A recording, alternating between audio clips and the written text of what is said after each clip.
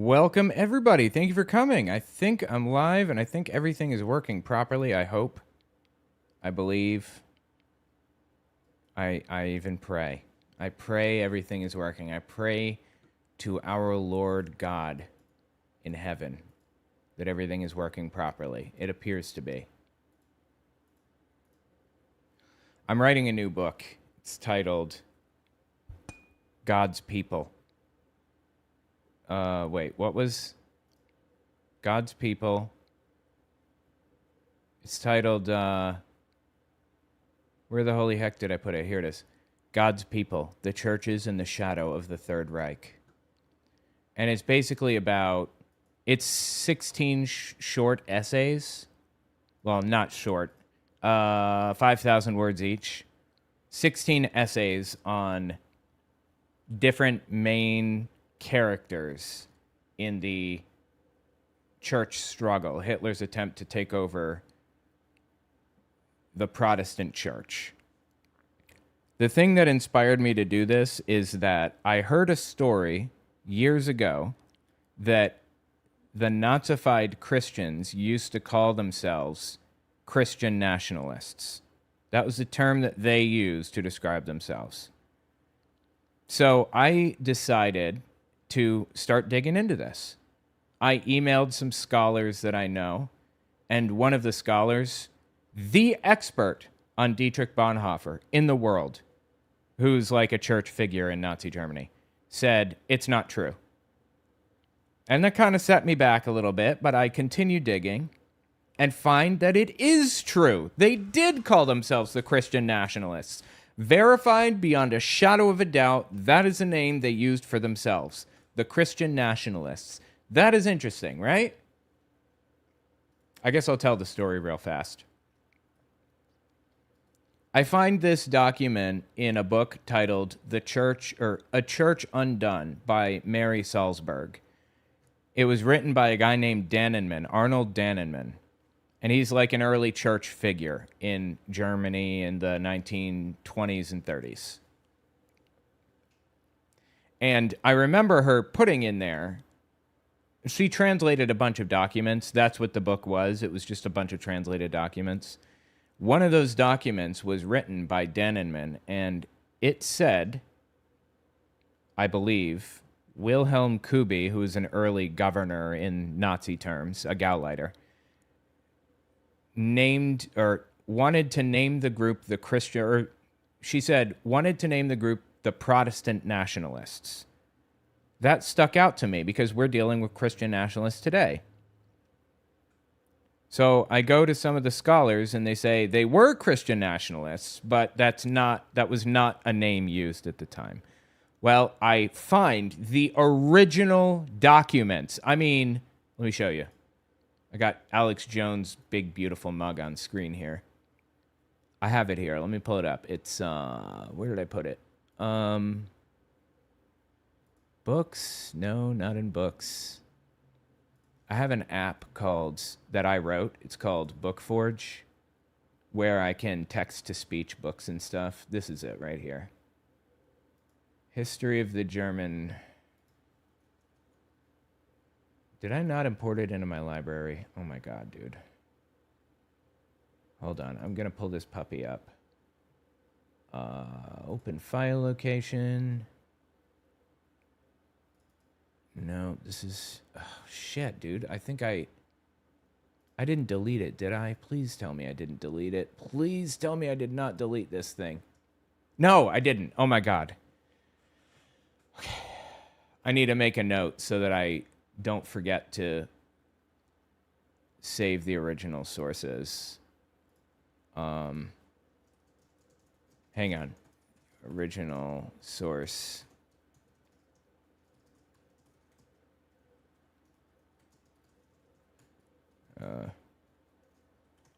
Unchange automatically. Okay. This is the document, Kirche im Dritten Reich, and it's basically the history of the early German church. It's a group called the DC, the Deutsche Christen. You can see it right here. in fracture text. Very hard for like text recognition to detect and understand. But anyway, in this book, he tells the story. I translated this book using like translation tools and stuff and created an audiobook of it so that I could kind of, synthesize it or whatever. The Deutsche Christen, he lists them right here. That was the main Nazified denomination. And in this book, I think it's page 13, he refers to evangelische Nationalisten. Yes, evangelische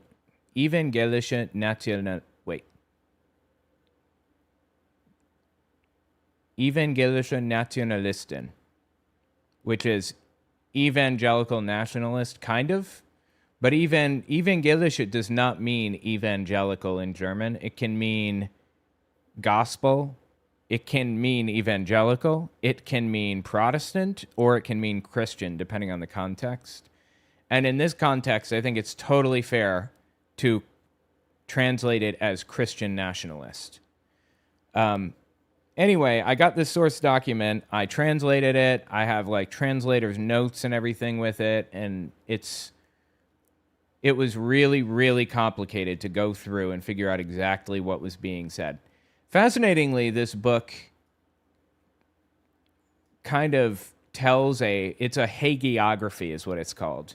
It basically tells the story of the early Nazified church from a positive perspective. Like, this guy was rooting for the Nazi church. So they kind of make up stories about how Hitler was like the savior, messianic-like figure in this book. I mean, obviously it has fake stories in it, but it is fascinating to read what they were trying to build, the church history they were trying to build. I also got a copy of a guy named Reinhold Krauss. He gave a speech in 1933 at a sports palace. The Sportpalast is what it's called.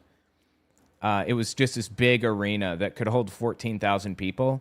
But at this rally, there were 20,000 people present. I mean, it was a big thing. Every Deutsche Christen from Bavaria to Prussia, like all of them, were packed in there, clapping their hands into bloody nubs as he called the Old Testament a story about cattle traders and pimps, and was just tearing down Christianity to a degree that I can't even articulate. It was wild. And it was like this moment that the Christians realized, oh, these people are not on our side. They're pretending to try to reform Christianity from within.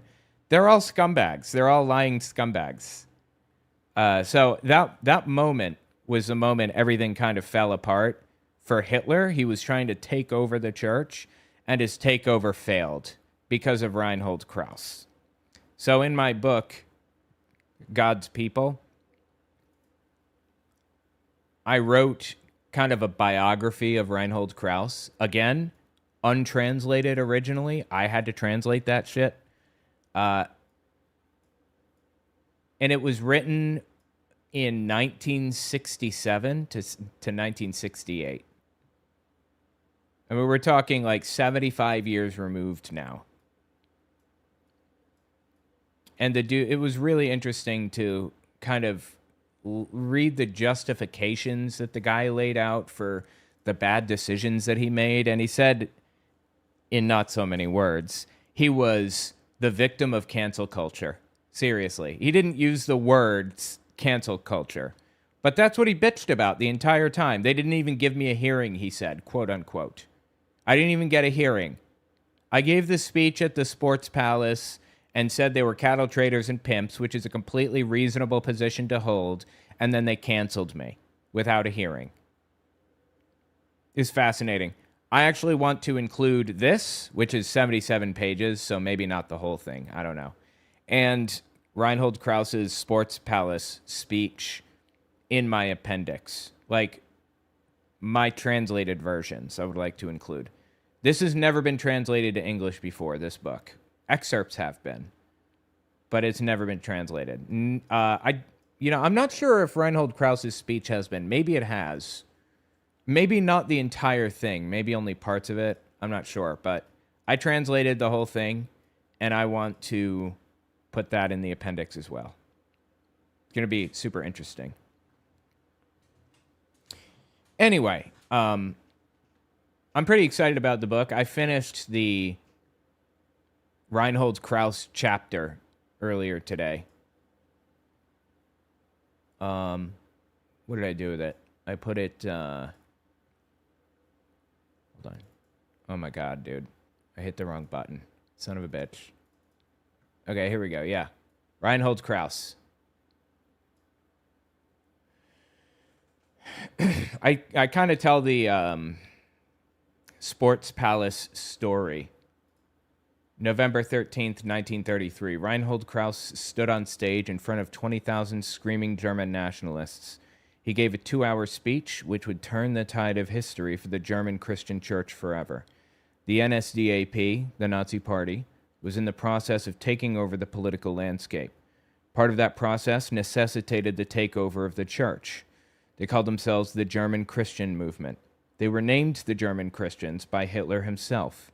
The movement wasn't created by Hitler, but it was focused by him. Before he named them the German Christians, they were known as the Christian Nationalists. Reinhold Krauss was an early member of the Deutsche Christen, or the German Christians. He was a true believer. He believed Christianity should be de-Judaized. On stage in front of 20,000 screaming fans, he called the Jews of the Old Testament cattle traders and pimps. He rewrote Jesus' story into one of a great Aryan fighter. He said the quiet part out loud, and it ended in disaster. The Protestant movement wasn't ready for a complete rewrite of their history.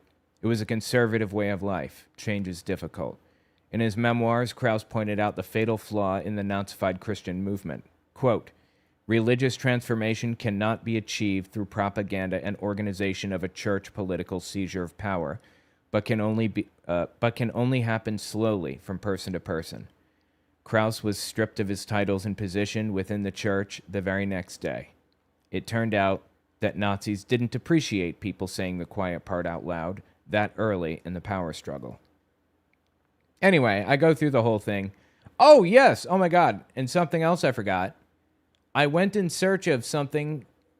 I went in search of an article from the Völkische Beobachter, which is the Nazi newspaper. This bastard was hard to track down. I emailed archives and everything to find this thing. It was basically the starting gun. This is from January 10th, 1932. And this article on the left here, you can see it was written by Wilhelm Kubi, or Kuba, who is a Gauleiter, a governor for the Nazi Party. But when the Nazis took control, the Gauleiter position in the party became governor. You know, there was no separation between party and state at that point, so he became a governor. And in 1932, this is before Hitler took power, he wrote this article in the Völkische Beobachter that basically said, it's time to take over the churches, conquer the church. It ends here, and then it continues in this column to the right here. If anybody wants to try to read fracture texts on a grainy, poor quality, let me zoom in. Anyway, this was the starting gun. Church turnout was very, very low at the time. Like, who votes in church elections? Like, who gives a shit, right? So when the Nazis told their people to go vote in the church elections, they all showed up and won their seats en masse, became part of the church senates and synods and everything else. This election, in which Kuba encouraged people to vote, ended with 1/3 of the Senate going to the Nazi Christians. And the following year, the next election, they won 2/3. And it was now called the Brown Synod. the Prussian Union Church body was called the Brown Synod because they all wore their brown uniforms, their Nazi uniforms, to the assemblies where they would be voting on things. And they pushed through the Church Enabling Act, the Ecclesiastical Enabling Act is what it was called, which basically gave, it concentrated power in the hands of the Nazis. And they passed the Aryan Paragraph, which banned Jewish converts to Christianity from being part of the pastorship or whatever. And it all started right here. This was hard to find. It literally took me days to find this document. So anyway, the point is that I'm writing a new book on this subject, if you guys are interested in it. God's People. Keep a lookout for it. An interesting story. And I will be talking a lot about Hitler's religious beliefs and stuff too. So tell me what you think in the tell me what you think in the comments. All right. Oops. Did not mean to open that. Okay. So let me get my timestamps out here. It was 17.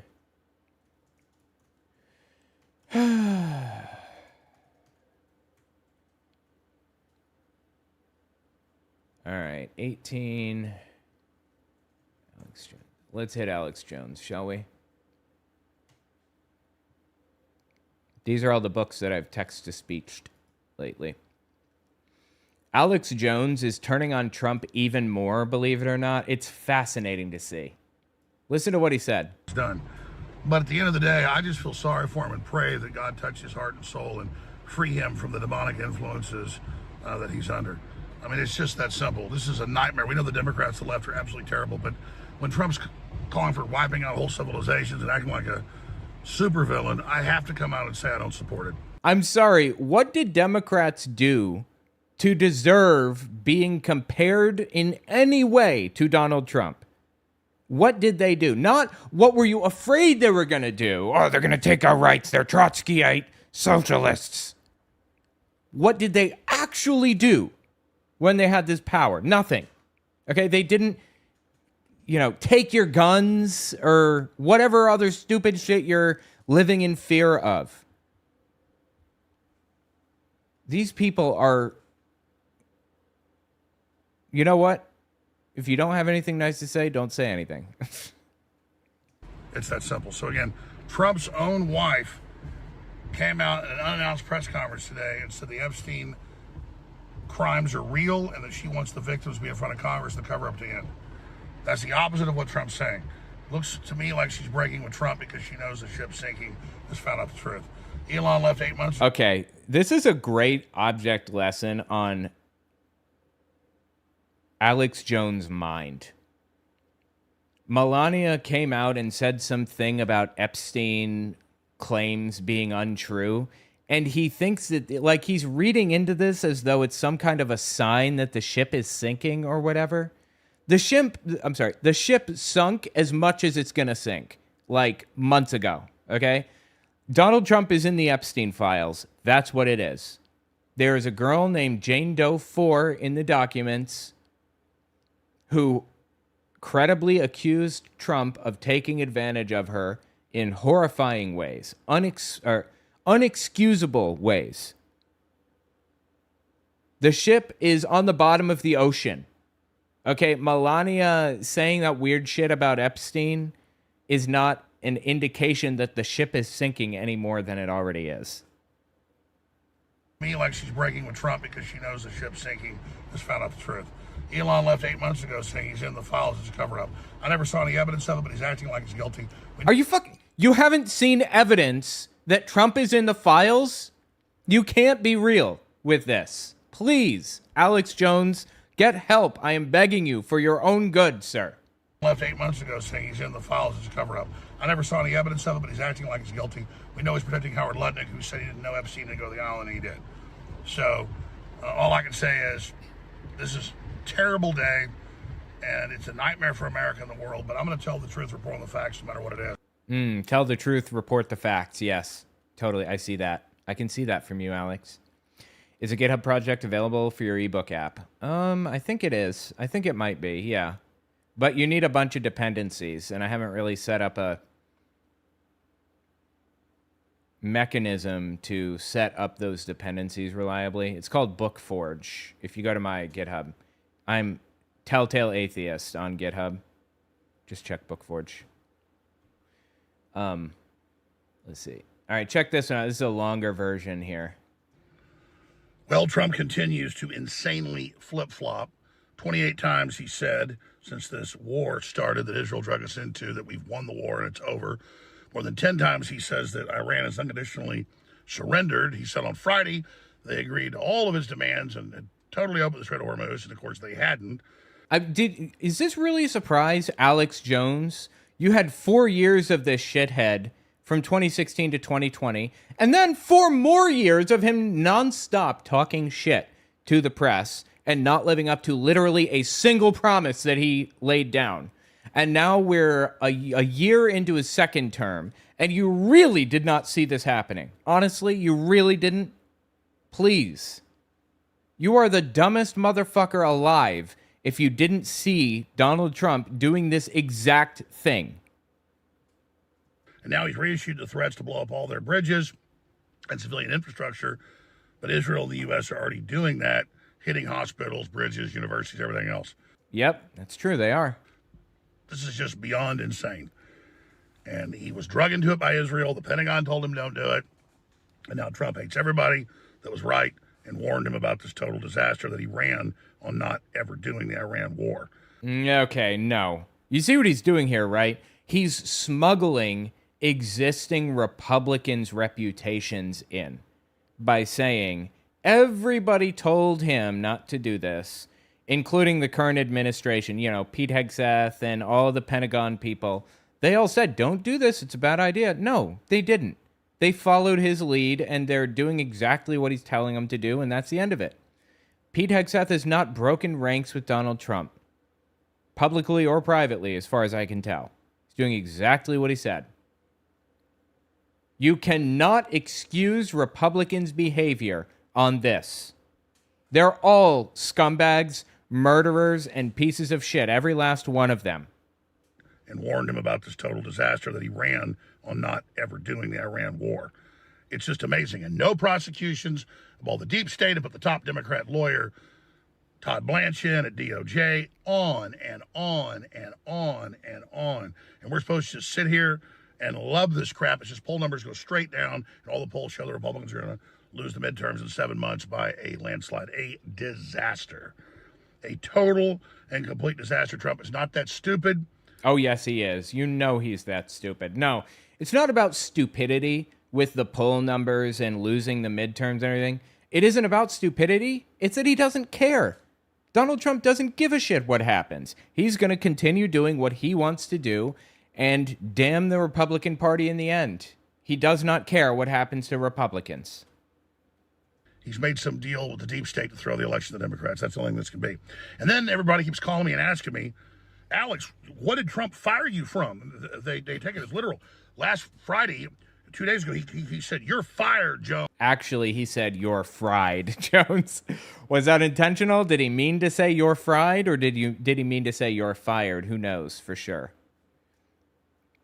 I think it's so interesting that Alex Jones is creating a conspiracy where one doesn't need to be. That Donald Trump sold out to the deep state for fear of what might come out about him. It's really very simple, Alex. He doesn't give a shit about the Republicans. He doesn't give a shit about you or anybody except for him. It just blows me away how Alex Jones is willing to spin up ridiculous conspiracy theories when they're completely unnecessary. Jones, like it's The Apprentice. Don't work for Trump. I didn't want to be on his Trump train. Oh, bullshit. 1776, MAGA just wrote in on that. I'm for making America great again, but how about free again? How about honest again? How about not evil again? And so when he does this "you're fired" stuff, it's just junior high crap.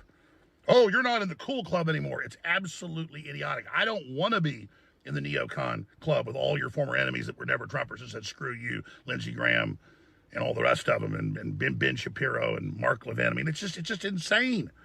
Totally insane. It's been insane for 10 fucking years, Alex. Where have you been? You're literally just arriving here now?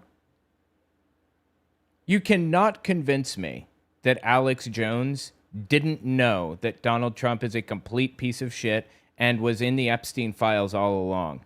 You cannot convince me. To watch all this happen. And now he just put out the Truth Social, basically a carbon copy. No more Mr. Nice Guy. I'm going to blow up all your bridges and all your power plants. I'm going to huff and puff and blow down your house, 3 little pigs, if you don't do what I say. And the Strait of Hormuz is still closed. It just goes on and on and on, just stunt after stunt, because he got trapped into a losing situation, a war of attrition. He got trapped? No, he walked into it, okay? This was in the cards the entire time. If the generals didn't tell him that this is exactly what they were going to do, then the generals are incompetent idiots. You can't convince me of that either, honestly. Do you know what it takes to become a general? I mean, it's child's play to become a cabinet member. All you have to do is listen to people say mean things about you for an hour or two at a Senate hearing and be close friends with the president. That's what's required to be a cabinet member. Being a general, completely different ballgame. Okay, people work for 30 years to get to the positions where they could be promoted to general in the first place. I'm talking institutional knowledge. You can be a general and a scumbag, but I don't think that you can be a general and an idiot. Which tells me Donald Trump just was not listening or something. Everybody knew that's what Iran was going to do. They were going to close the Strait of Hormuz. Everybody was fully aware of that. I knew about that years ago during the Obama administration's JCPOA, Iran nuclear deal efforts. That was their main point of leverage, shutting down the Strait of Hormuz. I'll be on the air today, 4 p.m. Central, 5 p.m. Eastern, Infowars.com/show, right here on X at Alex Jones. Also, anyway, yeah, so that was Alex Jones. It gets even weirder if you can believe it. Let's see, how long do I... 20 minutes? Yeah, let's watch a little bit more. This is another clip that he released, I believe, same day. It's Saturday, April 18th, 2026. All hell is breaking loose.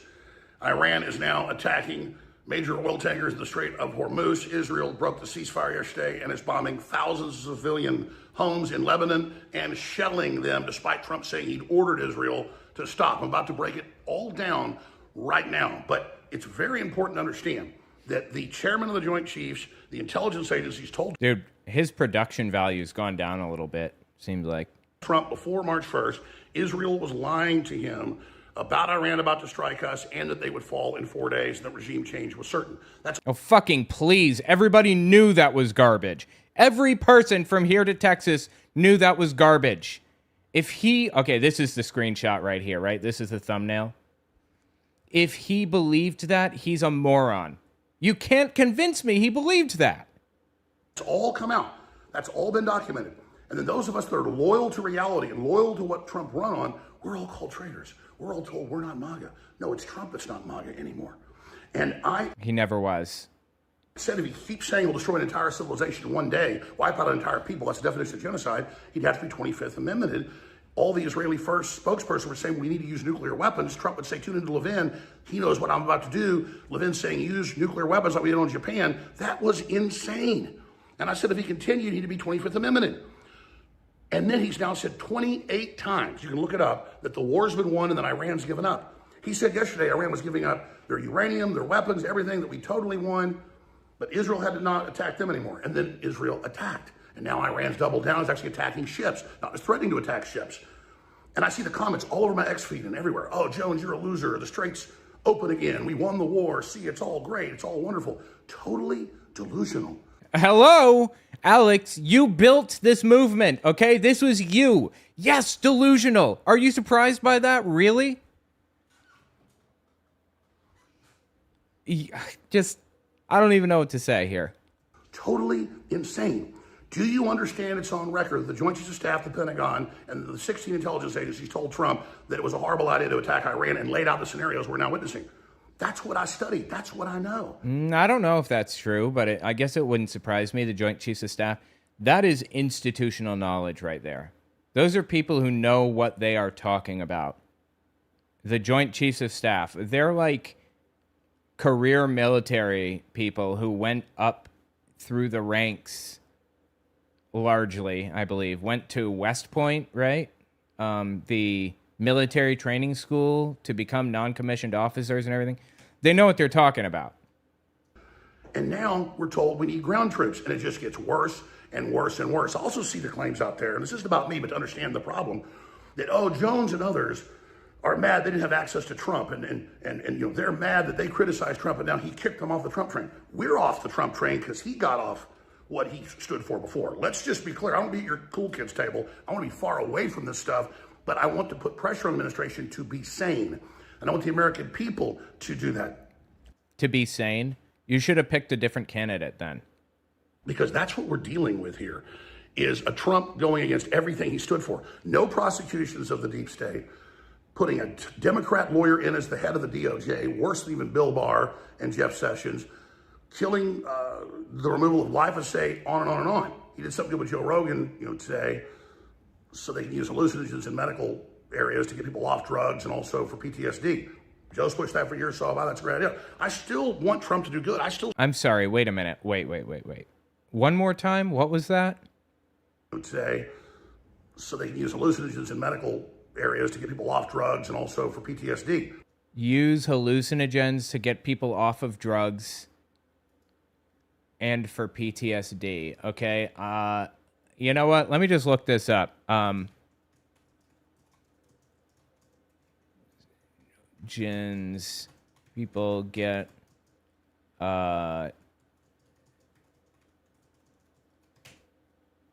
no need to wonder. Just loaded up our question gun. Let's go answer hunting.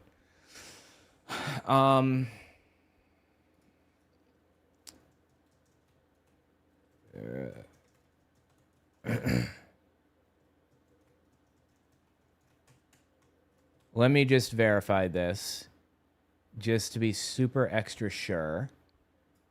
It appears as though psilocybin, which is like magic mushrooms, has shown striking results in clinical trials for treatment-resistant depression, addiction, particularly alcohol and tobacco, and end-of-life anxiety. Okay, those are very specific uses.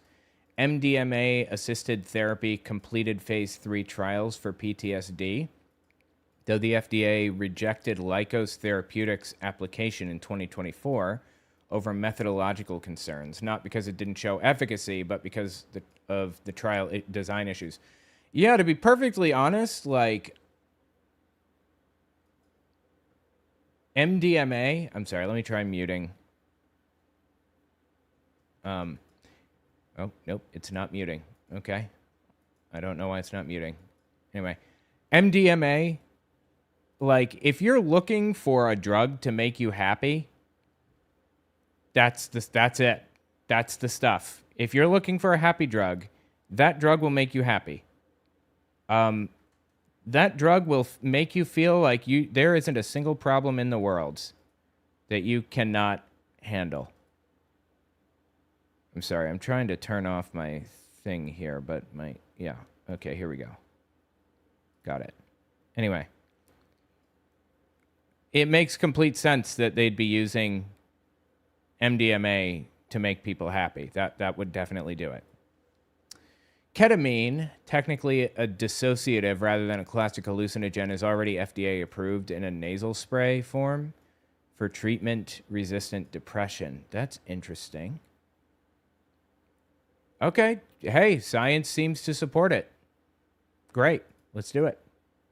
Joe's pushed that for years, so that's a great idea. I still want Trump to do good. I still support him when he does good on policies and good cabinet members. But by there's literally nothing good that Donald Trump has done up to this point that I can think of. He talked about legalizing weed. I don't think he's done that, has he? Even? Like, not one single good thing. I'm looking for something, anything. Please, throw me a bone. Supporting when he does good on policies and good cabinet members. But by sitting back and being a cult member and just saying yes, yes, yes to the neocons, we allow them to fully take control of Trump. There's a battle over this right now. And we're going to lose the midterms. His poll numbers are plunging. That affects the Republicans. These are facts, ladies and gentlemen. This is the reality. And you now he's in favor of disseminating the facts and reality. Okay. cannot ignore the fact that the Strait is closed. You cannot ignore the fact that Israel breaks the ceasefires. You cannot ignore that we are almost 2 months into all of this. And it's just getting worse by the day. And I see people say, you attacked him, so then he attacked you. And it's all about, you wouldn't have been attacked if you didn't attack him.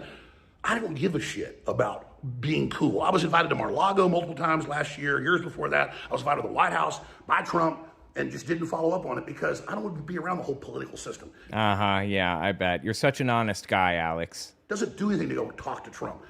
He does whatever he wants, but he does see public pressure, and that has an effect on Congress when we pressure on it. That's true. Absolutely. 100% accurate. Something that I've been learning while studying World War II era Germany and the churches and things is that dictatorships are not immune from public pressure a lot of the time. Dictatorships often bend to public pressure. And we've seen that a few times with Donald Trump, where he bends to public pressure. An example with Germany is, okay, I'm writing a book about this, God's People. And it's like 16 essays on different major figures in the church struggle where Hitler's trying to take over the church in Germany. There was a bishop, high up leader in the church named Theophil Worm, or Worm as the Germans would pronounce it, I think. Anyway, he was opposed to not bad treatment of the Jews, but he was opposed to kicking Jewish converts to Christianity out of his church. And he was a very high up leader in the church. And Hitler appointed a judge named August Jaeger to kind of throw his weight around, and he put Worm on house arrest to try to force his hand, to try to force him to capitulate and kick the Jewish converts to Christianity out of his church and things like that. And there was such massive backlash to it that Hitler completely capitulated. He pulled August Jaeger off the case, they lifted the house arrest, and they gave up on the church struggle at that point. Pretty much, with some nuance in there. But the point is that dictatorships are not immune to public pressure. They seem like they are a lot of the time. But protest, calls to congressmen's offices and things like that actually does more than people realize. Really. So this is not junior high. I don't want to be the class president or something like all you weird remaining weirdo new MAGA people are. I'm not with all the neocons that were never Trumpers. I'm not for all these wars. I'm not for all these changes in Trump. And I see him constantly be made a fool of by Israel, saying the war is won, saying that the Strait of Hormuz is open, saying everything's great when it's not. These are facts. You can go to my X feed. It's just, the Strait's open. You're a fool. We won the war. See, you're an idiot. I'm sorry, man. Is this really the first time that it's connected with you, that Donald Trump is completely full of shit? Is it really the first time? And every week Trump says this, and people believe it and never remember the last time that he was full of shit. Iran is up against a wall, but it has that choke point. So this is a long, protracted war, already starting to kill the global economy, killing our recovery. The economists are clear. It will boost inflation. They'll raise interest rates, and then his recovery plan is dead. And then we go bankrupt, and BlackRock and the globalists are happy. They used COVID last time to derail Trump's plan, and now they've done this. Oh, my God, dude. COVID conspiracies in 2026, please. I said it'd probably be a war that would do it, like Iran. I want the old Trump back. I want to succeed. I want to beat the globalists. I've been persecuted by the Democrats, but I can't sit here and be immoral and support this type of garbage. Oh my God, dude, get help. Literally all of that was bullshit. Every bit of it. That's the facts. Respond to the facts. Trump is literally killing MAGA in live time and attacking the only people that were ever loyal to the original message that we got on board to support. Thank you. Please follow me on Exit Real Talk Show. Okay. The fact is, you were not persecuted by the Democrats, okay? You were sued for attacking a family who had lost their children in a horrifying school attack. That was your fault. If you had not directed or at least allowed people on your program to direct your audience to harass and attack these families of Sandy Hook, you wouldn't be in this position. That was your fault, every piece of it, okay? That's not persecution by the Democrats. That's you being a fucking idiot. Anyway, you love to see it. You love to see it when the worst human beings on planet Earth are fighting with each other. Tell me what you think in the comments. Love everything about it. All right, let me write down the timestamps. Hey, do you want to do it now? Let me write down my timestamp. Hang on. That was at 42 minutes. 43. Alrighty, cool. 1 second.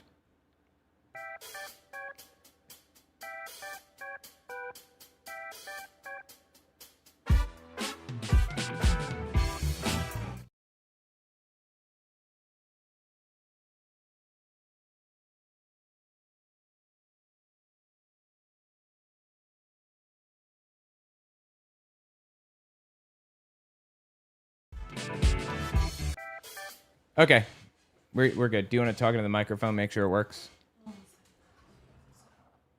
Okay.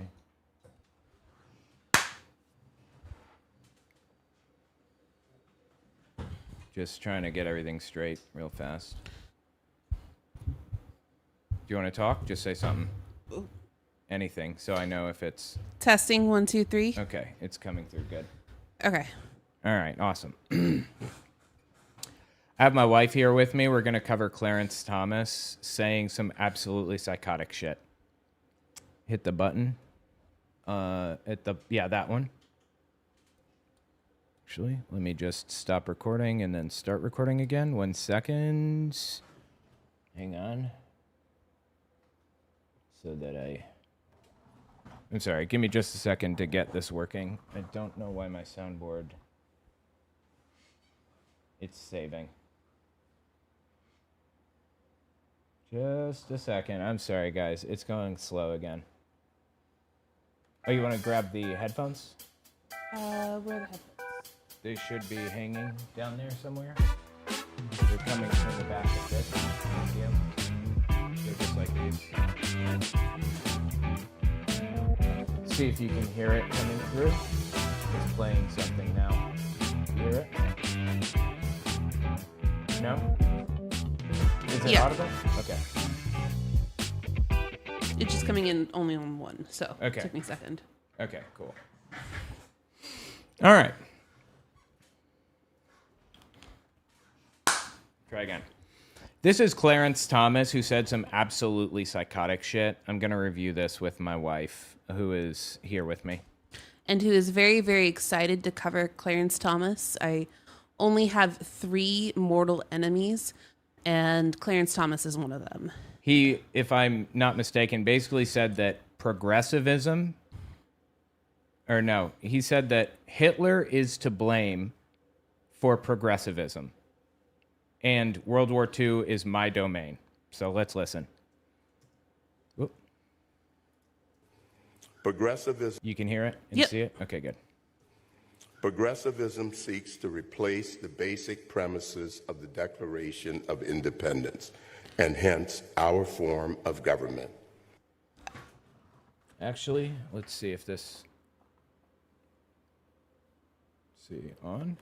Yes, I would love to be able to pause this. I have holds so it up. much to say already. You can pause with the space bar. Or with the... there should be a pause button. If you hit function F7, that'll pause it directly as well. Go ahead. Okay, perfect. So, first of all, Clarence Thomas does realize that the majority of the people who signed the Declaration of Independence and the Articles of Confederation, as well as the United States Constitution, would not have viewed him as a human being. He is benefiting from progressive societal change that is more inclusive of everyone, and then saying that that's somehow a bad thing, even though he would not be up there giving a speech if it were not for those very ideals. Wasn't he a Black Panther? Am I mistaken? I'm pretty sure he was. He was in the civil rights movement when he was in law school. By the way, my wife just passed the bar recently, so that's pretty cool. Just a little info here. The College of Holy Cross, Thomas helped found the Black Student Union and became a supporter of the Black Panther Party. Also urged a student walkout to protest the college's investments in South Africa. Wow. How did he get from there to here? That's wild. So I actually know a little bit about this because, as I said, he is one of 3 mortal enemies I have. The others include a girl I went to middle school with and anyone who looks and acts like Sam Eagle. So Clarence Thomas, his main driver in life has been career success. I can't speak today. Okay. When he was in law school, he wanted to be able to shape the American judiciary. He genuinely wanted to fight for civil rights, but then realized that his paycheck would not be as good as it could be if he was fighting for good instead of evil. Side note, I knew going into law school that my paycheck would not be as good as going into public interest and working for the benefit of society instead of corporations. And I still decided to work for the benefit of society. So it's not a calculus that always benefits corporations and the Federalist Society and all the evildoers out there. It's kind of wild to watch his trajectory now from where he started. He got in good with the Reagan administration, and Reagan really wanted, if I remember correctly, Reagan really wanted to be able to put a Black justice on the court, but a Black justice who would benefit his policies. Right, so he didn't look as racist as he actually was. Exactly. Right? Yeah. And so that's how Thomas got onto the court. He wanted the good paycheck. He wanted the influence. And it also really helped that he didn't have to think. He had people think for him and tell him what he was supposed to be doing, which, the Federalist Society, Reagan, and all the other people that we can trace every single bad thing in society back to. I may be releasing a video soon about the Federalist Society, but their tendrils reach pretty far. It's disturbing. But anyway, let's continue with this. Also, just an editor's note, I may end up playing the first minute of this and then move the commentary to further into the video. I don't know. Just something to think about when the edit happens. Okay, let's listen. Progressivism seeks to replace the basic premises of the Declaration of Independence, and hence our form of government. The Declaration of Independence was signed before our government was a government. It is not binding law. As a justice, he knows this. He is just appealing to the good old boys. It holds that our rights and our dignities come not from God, but from government. It requires of the people a subservience and weakness incompatible with a constitution premised on the transcendent origin of our rights. That's fascinating. I have so much to say on that. Wait, before you say anything, hang on. Let me pull this up. It's Project 2025. Do you remember when those videos leaked? Those leaked training videos? Mm-hmm. One of the videos that leaked admitted that the Declaration of Independence was built on on nature rather than God. Mm-hmm. But go ahead, you talk, and then I'll play this. So whenever you see any reference to anything theological within the Constitution or the Declaration of Independence, it actually comes from a school of thought called deism. And essentially it's agnosticism, but for the 18th century. What the founding fathers were wanting to do was base our rights, base our government on natural law. That means not on theology. It is a direct separation of church and state. It is meant to be, I'm trying to be very, very specific about the way I word this, but it is meant to be a recognition that humans have the ability to form their own moral system and moral code that is separate from what is divinely given by God, so to speak. And by saying nature's God, what they're doing is they're trying to say that we as humans, as natural beings, decide what our rights are and decide what our government is. Not the Church of England, not Rome, no one but Americans decide what America should be. Right, and that happened because there were Enlightenment thinkers at the time, right? There was like an Enlightenment happening, and Thomas Jefferson was one of the main Enlightenment thinkers who believed in all of that, that we could have a secular government without God being anywhere in the mix.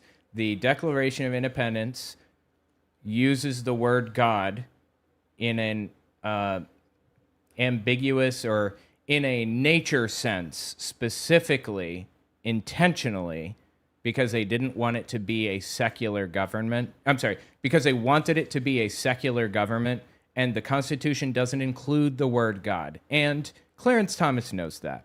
He can't not know that. In fact, this is Project 2025, a leaked video from the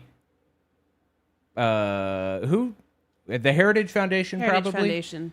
From the Heritage Foundation. There was a leaked training video training people on the law that they would need to know to move forward. And they explicitly say exactly what was just laid out here. Ultimately, they chose to ground their claims upon nature, a more philosophically and more fundamental ground that was a defense of rights behind Magna Carta, behind and beyond the rights of Englishmen to their rights as humans. And so they turned to nature as the ground for the claim of rights, the ground upon which they would make their claims of independence, the grounds upon which they would assert their rights as an independent nation. And it was this turn to nature that is classically represented in the Declaration of Independence, but seen throughout many of the documents developing from the 1760s to 1776. So they knew. They knew exactly what all of that meant. And Clarence Thomas also knows that everything that he just said was a lie. He's lying. I'm not going to let him get away with the claim that he's just an idiot.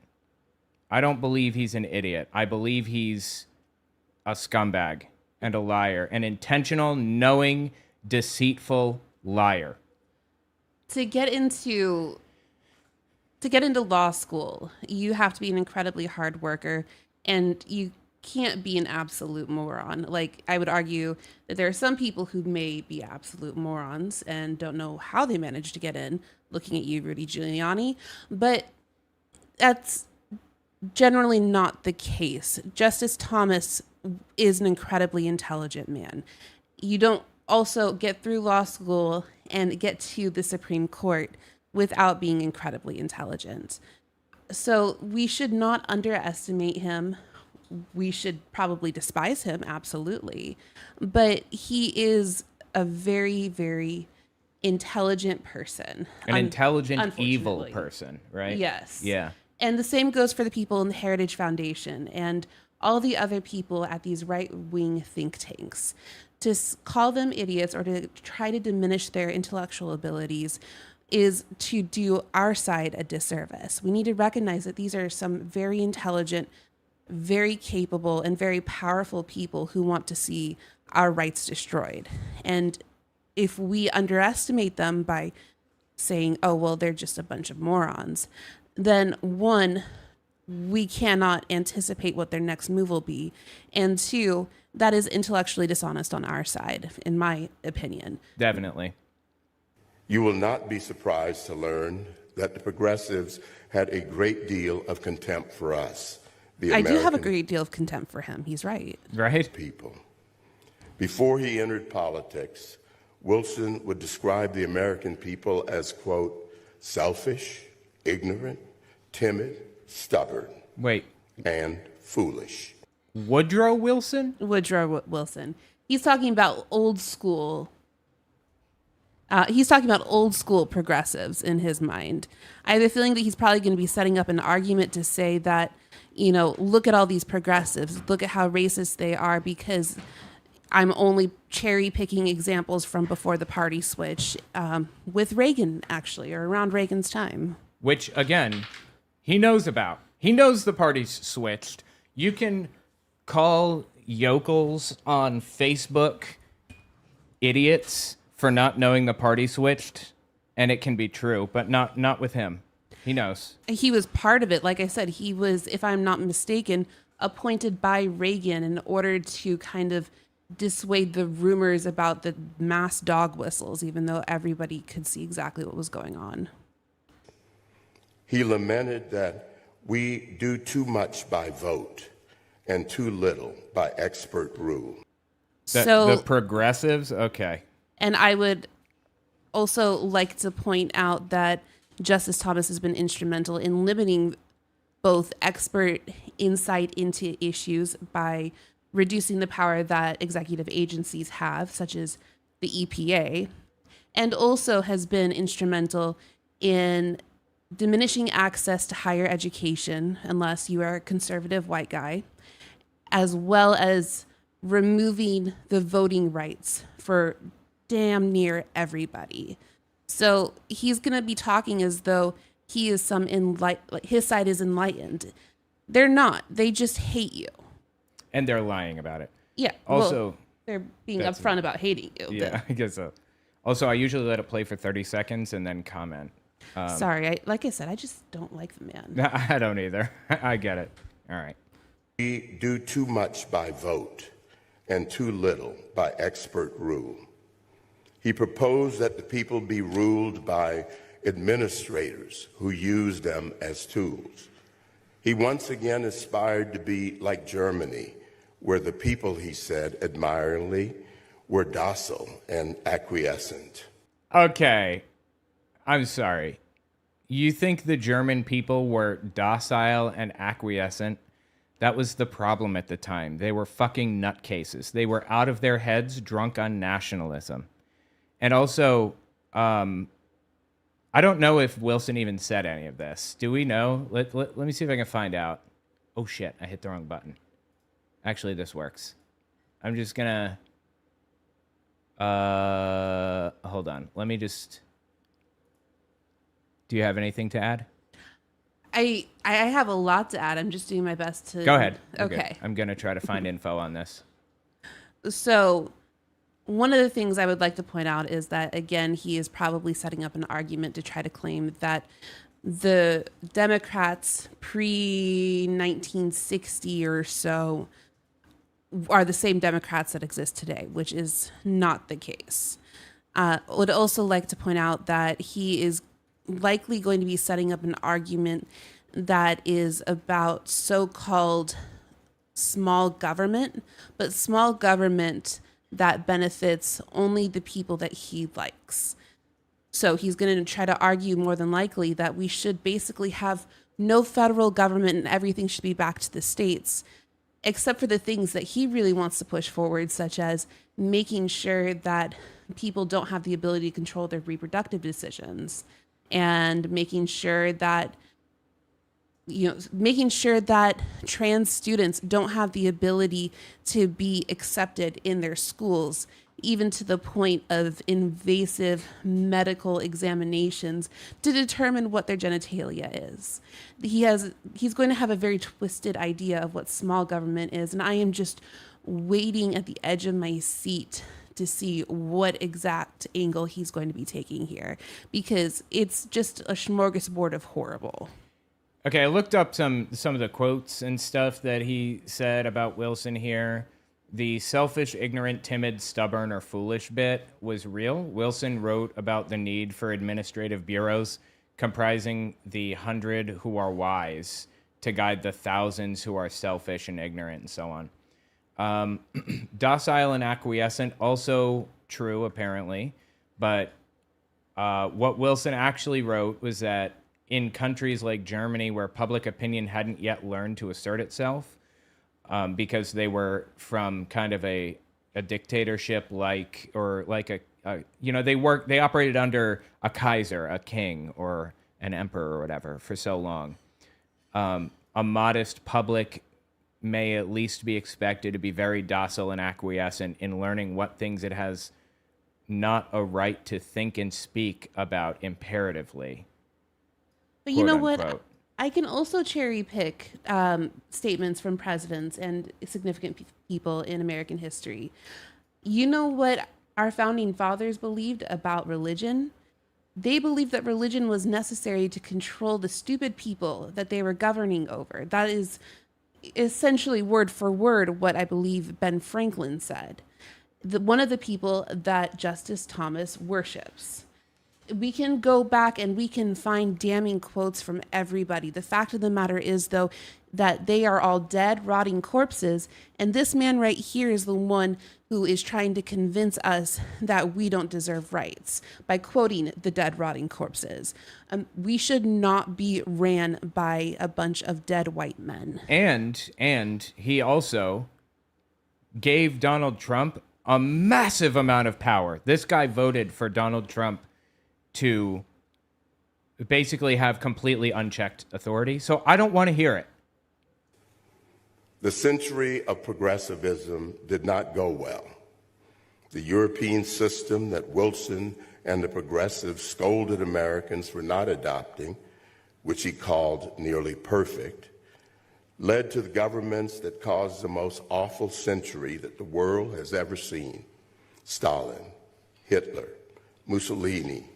So he's literally saying, he literally just said, Stalin, Hitler, and Mussolini were the product of progressive politics. That is what he just said. The famous right-wing dictators. And yes, I get that these people like to twist it into a pretzel and pretend that they were left-wing, that Hitler was left-wing, but it's nonsense. Nationalism is an inherently right-wing ideology. The Christian denomination called themselves, until they unified into something new, the Christian Nationalists. The Nazi Party stood for the Nationalist Socialists, or the National Socialists in their language, because compound words combine nationalist with socialist becomes National Socialist. The point is, they were right-wing extremists, all of them. The ideology that destroyed countries in Europe in the 20th century align with his ideology. And again, he knows that. So he has to blame it on anybody but himself. Led to the governments that caused the most awful century that the world has ever seen. Stalin, Hitler, Mussolini, and Mao all were intertwined with the rise of progressivism, and all were opposed to the natural rights on which our Declaration are based. What an absolutely wild thing to say. Also, Stalin was left-leaning, but when he actually took power, he didn't actually institute communism. He instituted State capitalism, I believe, is what they call it, with an authoritarian government. I was going to say militaristic communism, which effectively translated into the military goes into towns, takes all their shit, passes it out to the military members, and then leaves. Authoritarianism was the problem there. more than anything. Many progressives expressed admiration for each of them shortly before their governments killed tens of millions of people. I'm sorry, progressives were in favor of Hitler's government? What? I can't think of a single progressive in existence who would be in favor of Hitler. On the other hand, a lot of the people that Justice Thomas works with and works for, if you look at like his donations, have openly either quoted Hitler or in some way praised the initiatives that Hitler enacted. So let's be honest here about which side is really all about that Hitler life. Like, it's Moms for Liberty. It is a bunch of conservative candidates. There are so many people who have been directly quoting Hitler and getting called out for it. They're not progressives. I promise you that. Not to mention his boss, effectively, or his spirit animal, Donald Trump, or whatever you want to call it, directly quotes Hitler regularly. In honor of our great veterans on Veterans Day, pledge to you that we will root out the communists, Marxists, fascists, and the radical left thugs that live like vermin within the confines of our country. Literal direct quote from Hitler, except for the fascist word there. Here's another quote from Hitler. No control whatsoever. Nobody has any idea where these people are coming from. And we know they come from prisons. We know they come from mental institutions. Wait, we don't know where they're coming from, but we know that they're coming from institutions? Okay. And also, I would really, really want to point out here that this is him mistaking the term asylum seeker for mental asylum. So just want to get that clear. Like with Donald Trump, it makes me wonder, is he actually stupid? Like with Thomas, we know it's evil, not stupid. But is it actually stupid with Trump? It's hard to know. Maybe a mix. Asylums, we know they're terrorists. Nobody has ever seen anything like we're witnessing right now. It is a very sad thing for our country. It's poisoning the blood of our country. There Literal, we go. Direct quote from Hitler. Okay, so I don't want to hear another word from Clarence Thomas about how Hitler was bad and how it was the progressives' fault. It was a terrible mistake to adopt progressivism's rejection of the Declaration's vision of universal, unalienable natural rights. And who has been rejecting and restricting those rights? Who has been one of the prime authors on the major decisions that have rescinded bodily autonomy, that have restricted the right to vote, that have undercut our public institutions? I mean, I'm doing my best to not go off on a rant here, but if you want to talk about hypocrites, one of the biggest ones you'll ever see is on your screen right in front of you right now. He's a complete piece of shit. He just said progressivism is trying to erode people's rights in the United States. That is literally what conservatives are doing. Hang on. Wait a minute. Let me find it. What's the head of the Heritage Foundation's name? Robert. I don't remember off the top of my head. Kevin Roberts. Kevin Roberts. Do you guys remember this little ditty right here?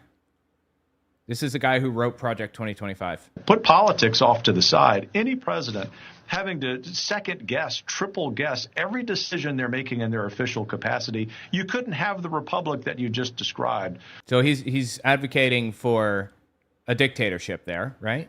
But number three, let me speak about the radical left. You and I have both been parts of faculties and faculty senates and understand that the left has taken over our institutions. The reason that they are apoplectic right now, the reason that so many anchors on MSNBC, for example, are losing their minds. July 3rd, 2024, when this came out, 3 or 4 months before the election. Daily is because our side is winning. And so I come full circle in this response and just want to encourage you with some substance that we are in the... Wait. It's at the spot. It's at the spot. Hang on. Let it just finish. He has one more sentence. I come full circle in this response and just want to encourage you with some substance that we are in the process of the Second American Revolution, which will remain bloodless if the left allows it to be. There you go. So I would like to point out that they're not winning by any means. All you need to do is look at the No Kings protest. That is one of the largest bipartisan mass protests in our nation's history, if not the largest. It is the largest. Yeah. Each successive No Kings has been the largest protest in U.S. history. Yeah. They are routinely losing in their special elections, and I fully expect that to continue through to the midterms. They are having their policies rejected by Bush appointees, in various districts, even losing in places like Texas. You cannot say that you are winning. At best, you had a temporary astroturfing moment, but that is not the same as winning over the American population to believe that they should be ruled by a dictator who likes to paint himself in orange. Right. So the point is that Justice Thomas has set out to do exactly what he's complaining about right now. And he knows that. He's not an idiot. He knows what he's doing. And to say that just all the shit that he said, it's just vile, disgusting garbage. And he should be removed from his position and never be near power ever again. Should have never been near power. Wilson's claim that natural rights must give way to historical progress could justify the greatest mistake in our history. In Plessy versus Ferguson, my court upheld Louisiana's system of racial segregation because, quote, separate but equal, it observed, was reasonable in light of the established usages, customs, and traditions of the people, and with a view to the promotion of their comfort and the preservation of the public peace and good order. Yes, Plessy versus Ferguson is one of the worst, if not the absolute worst decisions the Supreme Court has ever handed down. However, Justice Thomas is basically By the way, do we know what year that was? I believe that was 1848. It came out before we had the 13th and 14th Amendments. I believe it was prior to the Civil War. It was essentially handed down in a different America entirely. There are a lot of legal scholars out there who argue that banning slavery through the 13th Amendment and passing the 14th Amendment, which is all about making sure that everybody has equal rights under the law, essentially reinvigorated America and created an entirely different chapter in our history that's distinguishable from the prior 100 or 80 years or so. But going back to it, Thomas is trying to bring our country back to the Plessy versus Ferguson era. Just a couple years ago, he helped bring the ladder up that will make sure that Black students do not have access to higher education. In the case, Students for Fair Admissions versus Harvard. He and the court argued that basically enough was enough. We don't need to keep up with programs that give people an equitable chance at success. He got what he wanted already, and so now everyone else can go screw themselves. He is trying to place himself on a moral pedestal by citing to Plessy versus Ferguson and trying to, at the same time, have you ignore the fact that his rulings have been incredibly detrimental to minority populations across the country. Didn't he say a while back, or the court was talking about erasing the Supreme Court decision that was the foundation for Loving v. Virginia, and the other 3, interracial marriage, and do you remember that? Yeah. So that was a concurrence that Justice Thomas had in the case Dobbs versus Jackson's Women's Health. That case overturned Roe versus Wade and Planned Parenthood versus Casey. And in his concurrence, Thomas argued that we should be looking at the entire doctrine surrounding our right to privacy. That's not an explicit right within the Constitution. It is something that comes from, to quote the Supreme Court, the penumbras of various rights. You have the Third Amendment right to privacy in as far as the government can't force you to quarter military in your house. You have a right to privacy coming from the Fourth Amendment prohibition against unreasonable searches and seizures. You have the right to privacy in the Fifth Amendment when it comes to not incriminating yourself. And I can go on. What Justice Thomas wants to do is take a look back at where this penumbras language came from, which was the very first birth control case back in the 1960s, and rework it so that Americans do not have the right to privacy. If he succeeds, if he gets what he wants, then that implicates so many other rights that we rely upon in society. That's where we get marriage equality. That's where we get interracial marriage not being criminalized. That's where we get the right to have privacy within our bedrooms. Because for a while there, the courts you could have charges filed against you for being gay. That was the case Lawrence versus Thomas. And in Texas, right? I believe. In Texas. There are basically every aspect of our lives is governed under the presumption that we have this right to privacy, and Thomas wants to take it away. Notably, though, the one case he did not cite in his concurrence was Loving versus Virginia. He wants that case to stay because that was the case that established interracial marriage. He is in an interracial marriage, so he wants to take away everyone else's rights while making sure that he can stay married to his wife. Right, and his wife is a QAnoner, like actual full-blown QAnon nutcase, and is white, as mentioned. So in his concurrence, he mentioned, well, it would affect 4 main rights, I believe: gay marriage, abortion rights, and interracial marriage, and then the 4th one, whatever it was. But he listed all of those except interracial marriage in his concurrence. It's like, you think they're not coming for you and your rights, you poor dumb fool? It's just sad. But think about how many other areas of your life that you believe that you have this right to privacy.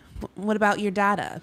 If there is absolutely no precedent that says you have a right to privacy, then there's nothing to stop data companies from mining you for all you're worth, even more than what they're doing right now, or using your data against you, such as tracking you across state lines if you choose to try to get an abortion in a state where it's legal.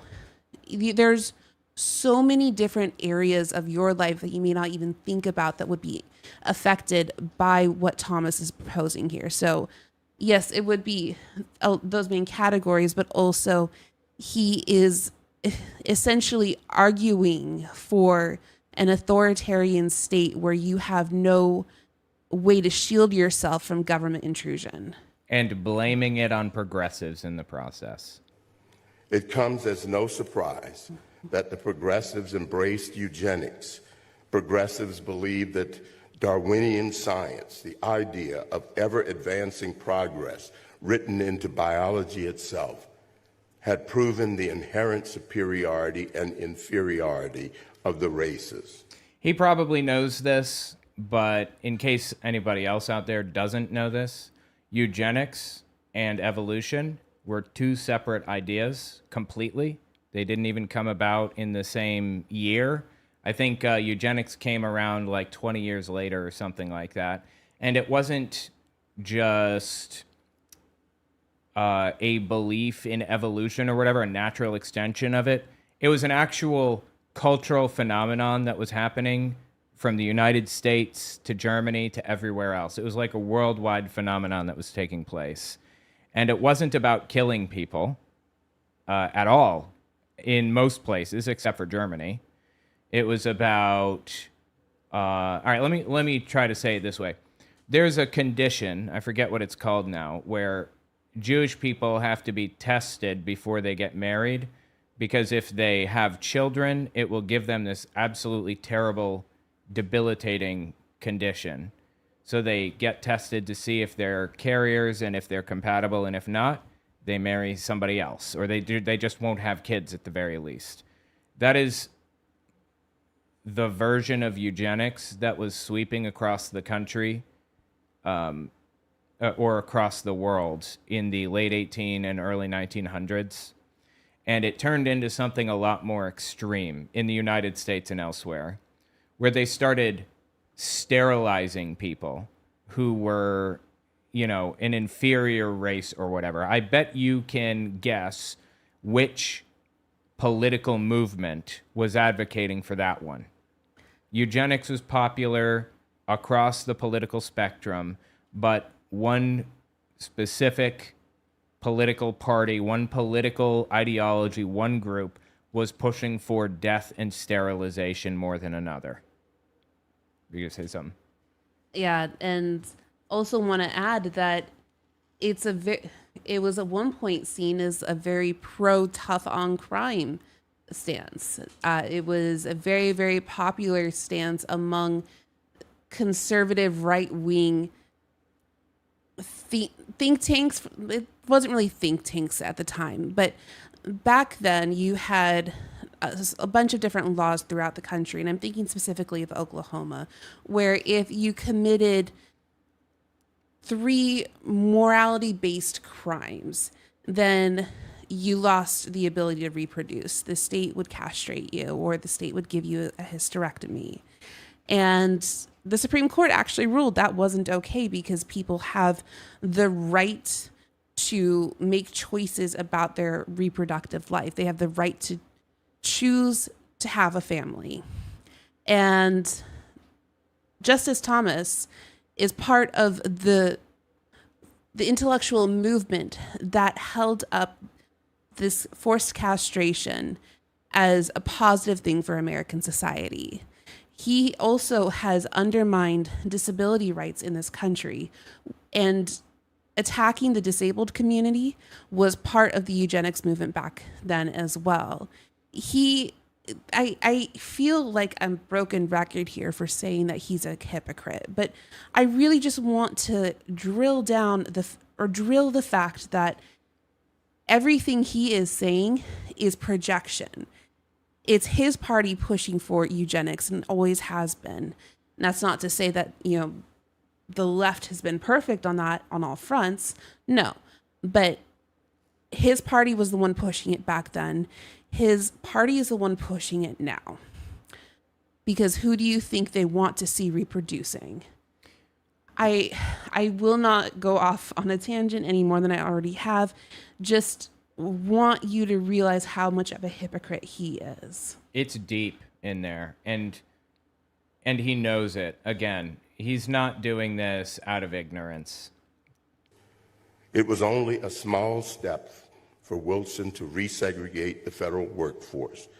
It was only another step for the government to launch sterilization programs on those deemed by the experts of the day to be unfit to reproduce. Okay, and were those conservatives or were they liberal? Like, which side of the political spectrum landed on execute or sterilize the dregs of society? The answer is conservatives, especially in Germany. It was the nationalists who wanted a pure race. Again, eugenics existed outside of Germany, and it was viewed positively by the world, and it was given a really bad reputation when taken to its logical end. Upheld by my court in Buck v. Bell in an opinion written by no less a figure than Justice Oliver Wendell Holmes. We can argue over whether you believe in immutable, absolute natural rights or the Wilsonian idea of ever-progressing history. Indeed, your school of civic leadership was created to host just such arguments. But let me ask you to consider the consequences. He named it. It's Wilsonian now, apparently. European thinkers have long criticized America for remaining trapped in a Lockean world with its weak, decentralized government and strong individual rights. I told you, I called it. He was going to argue for small government. What a piece of shit, dude. They say our 18th century declaration has prevented us from progressing to higher forms of government. Absolute piece of shit all the way down, this dude. There is not a moral line that he is unwilling to cross. And honestly, in 30 years, 50 years, people are going to see him for the moral monster that he is. And I don't know why he does this. I don't know why Donald Trump does this. He could just keep his mouth shut. I mean, Clarence Thomas could. And have a better reputation than if he opened his big, stupid mouth and say this shit. It's wild. What he's doing right now is setting up an argument for something that's called originalism. That's basically the idea that the founding fathers were perfect Greek gods who could do no wrong and were omniscient beings who should be controlling us from the grave today because their ideas were so fantastic. And when it comes to originalism, what people like Thomas do is they look at what words say on paper and then decide what outcome they want in the case and declare that that's what the words mean. It's not this intellectually honest argument that Thomas would want you to think that it is. It's not abiding by the original words and intentions of the founding fathers. But even if it were, we are a country with a living constitution that evolves with the times, that should be reflecting the will of the people, because that is ultimately what American government is about, supposedly, is by the people and for the people. What he wants instead is to argue that these men from 250 years ago who have been dead for so long that they are just bones, if anything. And that's about before the internet, by the way. Yeah. If you didn't know. That they should be controlling us. And what he wants to do here is say that we are superior to the European Union and all the other countries because we are controlled by dead people. And that is just not the case. It's yet another intellectually dishonest take on what our Constitution stands for and what America should stand for at the very least. He's absolutely disgusting, and I hope he's out of there sooner rather than later. Anyway, thanks for listening. I appreciate it. Or actually, let me say this differently. Tell me what you think about it in the comments. Anything else? Thank you for letting me rant about Clarence Thomas. Awesome. All right, I'm going to cover something else now. You can stay if you want. Do you want to or no? Okay. All right, give me a second. I'm going to flip over. Hold on.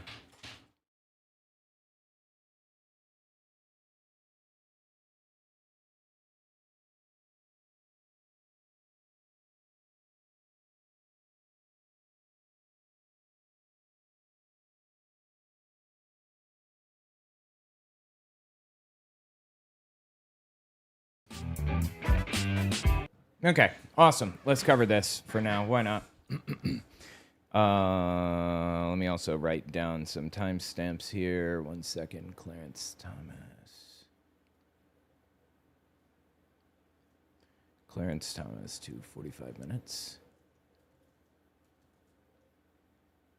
All right, awesome. New files. And then 45 or 46 minutes. Okay, cool. Every now and then I watch this dude, Dean Withers. He debates people, and he debated a QAnon nutcase. I thought it was fascinating. Let's listen. Make fun of God. Do it. Do it. Because you know what? Everybody that come at me in different ways, they're no longer here. They are no longer here. People that come at my back, I said, I'm not going to fight my battles anymore. God, you said you're going to fight them for me. When I turned them over to him, God's guess killed what? people for you? Absolutely. God, I didn't tell him to. I did not. God has killed people for her. I mean, she is so unglued from reality, dude. All right, Jill, why the hell do you support the worst president of your life? He's getting done. He's got a backbone, like none of the rest. I seen a video where you guys didn't say shit when Hillary was saying, Iran, if I become president, I'm going to obliviate you. Obliviate? Okay, I'm sorry. I haven't heard that word in a long time. Obliviate. To forget, erase, or cause something to fall into oblivion. Okay, well, apparently that's actually the correct word to use in this situation. I think she used the correct word completely by accident, but also I don't remember Hillary Clinton saying she was going to obliviate Iran. So Trump's just doing what everybody ran their mouth on and just pretends like they're going to do it. Then they get in office and then they forget about everything they promised you, nutcases. Okay, why are you calling me the nut job when you're the one supporting a PDF rapist who's pardoned? Oh, really? Really? I hope he sues you for that because he's not. His name is in there, buddy. Only because when he was running and when people were talking, and he's the only one that went to freaking the lawyer for those girls and told him anything he knew. And he's the one who went to that Galen and told her, stop your crap. When he found out he kicked Epstein out of Mar-a-Lago, and they also got into it over some land. Why don't you go find out when he purchased that? Listen, why don't you find out? Look at the date when he... Boy, she likes just going on and on. No, this is a lie. This is just a complete fabricated, fictitious lie. She never said she was going to obliviate or obliterate Iran. Bought the island, okay? Then Jill, you seem pretty lost. I ain't lost. Yeah, you clearly are, boy. are. And all this scripting you do, you Oh! take it with you when you go, okay? Oh, you can't take it with you when you go. It's going to burn, baby, burn right along with you. Oh. Yes, he's the grifter, not Donald Trump. Oh, are you mad? A young white boy be popping? No, I ain't mad. Clearly you are. Clearly you are, Jill. Clearly you are. No, clearly you are. Jill, stop it. Clearly you are. Oh, I'm pissed at your deceiving You're so all pissed. these young minds. You are Jill, take a poisoning breath. the mind of the young. Jill, okay? These Jill. young idiots believe you. Jill. It's crazy. It blows my freaking mind. I think that your mind got blown a long time ago. And it just never came back. It was blown away in the wind. And guess what? I'm still a lot smarter than your dumb ass. How's that? Really? What's that say for you? How many amendments are there to the Constitution? Amendments, I think, 24, 27? 27, I believe. Yeah. Something like that. Anyway. Wait, which number? Is it 24 or 27? I think 27, maybe. I don't know. Anyway. You don't know how many amendments there are? I'm actually surprised she got that right. I believe it's 27. Yeah. She's obviously not very, educated. Not to, hurt her feelings or anything, but... I'm here to help these. You've been fed a bunch of bullshit lies. It's been twisted. They turned the truth and twisted it so much, and you guys are believing it. Or you're just doing this for the grift, and you get your little talking points from the Democrats, just like some other ones do, and then you got to stick to the script. And then you can even pull up fake charts that they've thrown together and show them, say, look where I got this. Here it is. No, Jill. So all of the charts and all the proof that Democrats come with to prove that, Republicans are completely full of shit and pieces of trash, all of those charts are fake.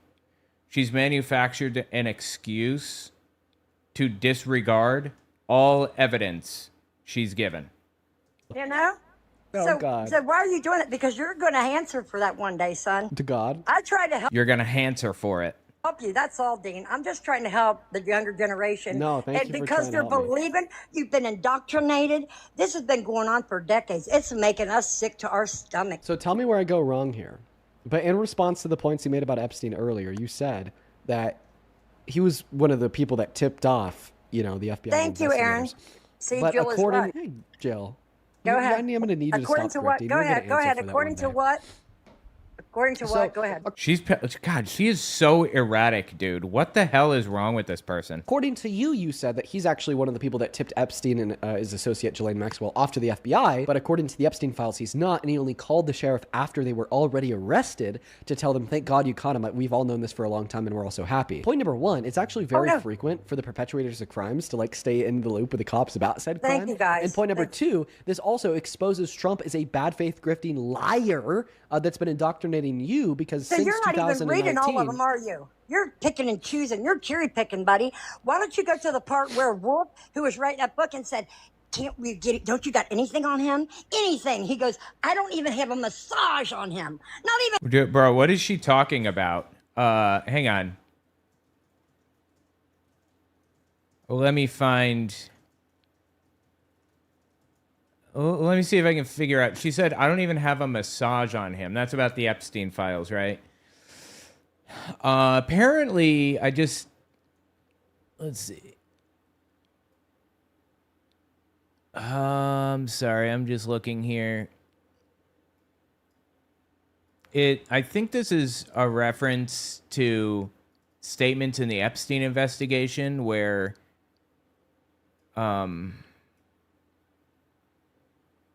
I'm sorry, hang on. Yeah, I'm sorry. I have no clue what she's talking about. I honestly don't. a freaking massage. Read that part out loud right now. Dean, go get it out of the Epstein files and read it to these little gullible people. Yeah. Oh, okay. Yeah. So one person says they don't have anything on Trump, but then another woman testifies to the FBI that she was of a credible accusation against Trump and Epstein, No, not credible. saying that she was forced. They caught her in too many lies. They caught her in way too many lies. Oh yeah, so many lies. She was able to get millions of dollars from an estate from Epstein, right? Okay, yeah. So this is a real quote, apparently. First, Epstein's former house manager Juan Alessi said in a 2009 deposition that Trump never stayed over at Epstein's Palm Beach home and never got a massage there. And second was an email that Epstein wrote himself. He told a journalist, Michael Wolff, that a victim worked at Mar-a-Lago and Trump knew of it and came to my house many times during that period, but he never got a massage, quote unquote. Okay, that doesn't change the fact that there are multiple victims listed in the Epstein files, victims of Donald Trump, like Jane Doe 4. He took advantage of a young girl, I think 13, Jane Doe 4. Pure, unadulterated evil. I don't care if he got a massage, quote unquote. He took advantage of a young girl.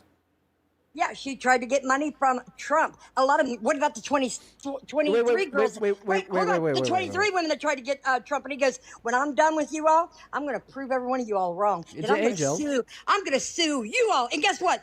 Boom! The cases all red. Gloria all red. Put that shit together and said, "Let's get him. Let's get him." And they had all kinds of girls lie on him. Bro, calm down. My God. Had no pictures. They had nothing on him. And what? I was in the middle of my statement and you interrupted me. That was very mean.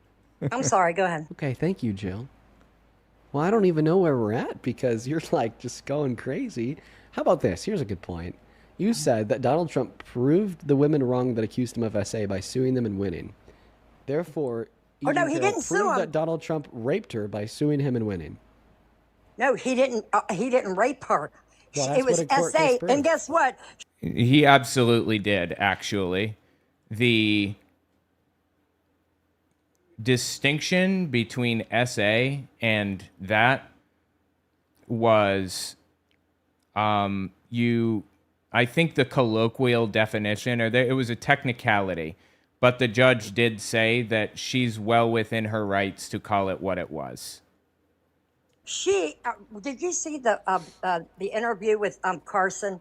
Huh? Did you see the interview with him? No? Where she said, when he's going, that it must have been brutal. She goes, no, it didn't hurt. It just, most women think that grape is sexy. That's a lie. E. Jean Carroll didn't say that. She said it was horrifying and painful.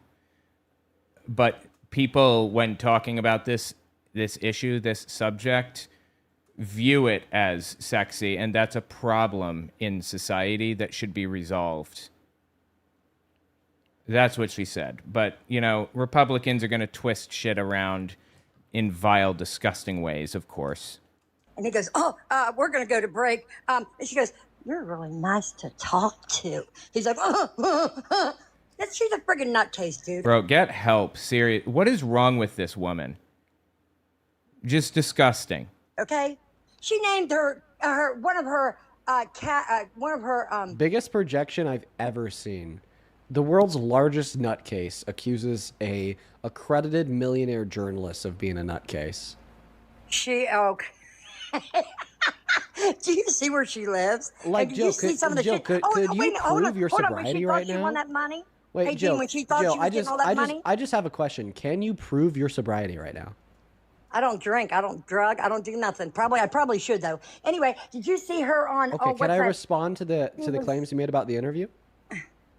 Wait a minute, hold on. The other interview where she thought she had all that money coming, she didn't get a dime. She said, I'm gonna give it to all the SA victims, and then she got on an interview and said, I'm gonna give you a penthouse. I'm gonna give you a Bro, what is she talking about, dude? She's fucking everywhere. car, and I'm gonna give. What the hell? Are you serious, dude? Come on. You don't believe that nutcase, do you? And guess what? Bird dogs up there at New York, they said we would have known if Trump walked in that door. She said we would have known if Trump would have walked through that door, and never was that second floor ever empty from everybody being up there. Salespeople, people shopping, it's never been empty. She's caught in so many lies, and even the dress she said she had DNA on. They said it wasn't even in production. It was in production. She's doing like rapid fire word association right now. That is insane. The dress that E. Jean Carroll wore was absolutely in production when the event took place. It absolutely was. Getting caught, and it's coming out, baby, because the truth is coming out because Trump got back in. And then I want you to say, go find that crazy lady. Listen, Go find that crazy lady, Jill. Listen, can you have... Damn, she was right. Oh, wow. Okay, Jill. I'm going to respond to that all. Okay? Listen, the grandkids got to come and just help you stay away from the unmute button. Point number one. Yeah, somebody please, in this woman's life, I'm begging you, get on her DirecTV or her whatever, her Dish Network, and block Fox News and Newsmax. Somebody please, for the love of humanity. You disputed E. Jean Carroll's claim against Trump based upon the interview that she had not with Carson, but with Cooper. Okay. And you disputed it on the basis of her saying that it didn't hurt, and a lot of women are sexualized rape. So first and foremost, what she said is that it was violent, not sexy. Okay? He said most women said it's sexy. Yes, that's correct. And that's wrong. She doesn't like that people view it that way, that they view it as something other than what it is. Hey, Jill, can you control yourself? I have to correct you when you're wrong. Okay, the thing is that I'm not wrong. You are. They can go watch it for themselves. Go look at it yourself. Don't believe him. Well, that's the thing. I could actually just play it for you right Anderson now to Cooper. prove that I'm yeah, right. Anderson Cooper. Go look at the Anderson Cooper. I could just play it for you to prove. Go that ahead, I'm pull right. it up right here. That's a good idea, baby. Come on, pull it up. Show them how She is so fucking weird, dude. crazy this bitch is. Yeah, call her a bitch. It's a really good way to refer to victims of rape. You're crazy, Jill. You fucking know it. Crazy too. for the truth. Crazy for the truth. Crazy for the truth, she says. You are so You are unbelievably demonic, revolting and the insane. demons come through this freaking screen right out of your freaking You just mouth. called a victim of rape a crazy bitch. I don't think She I am is. the demonic one. Yeah, like, She's a listen to liar. yourself. She wasn't great, dude. Like, listen She wasn't to great. yourself. So she's a liar. Like who talks like this? Like, legitimately, who talks Why don't you like listen this? to her? It's Why so don't you listen gross. to her? So right now, I'm actually looking for the photo.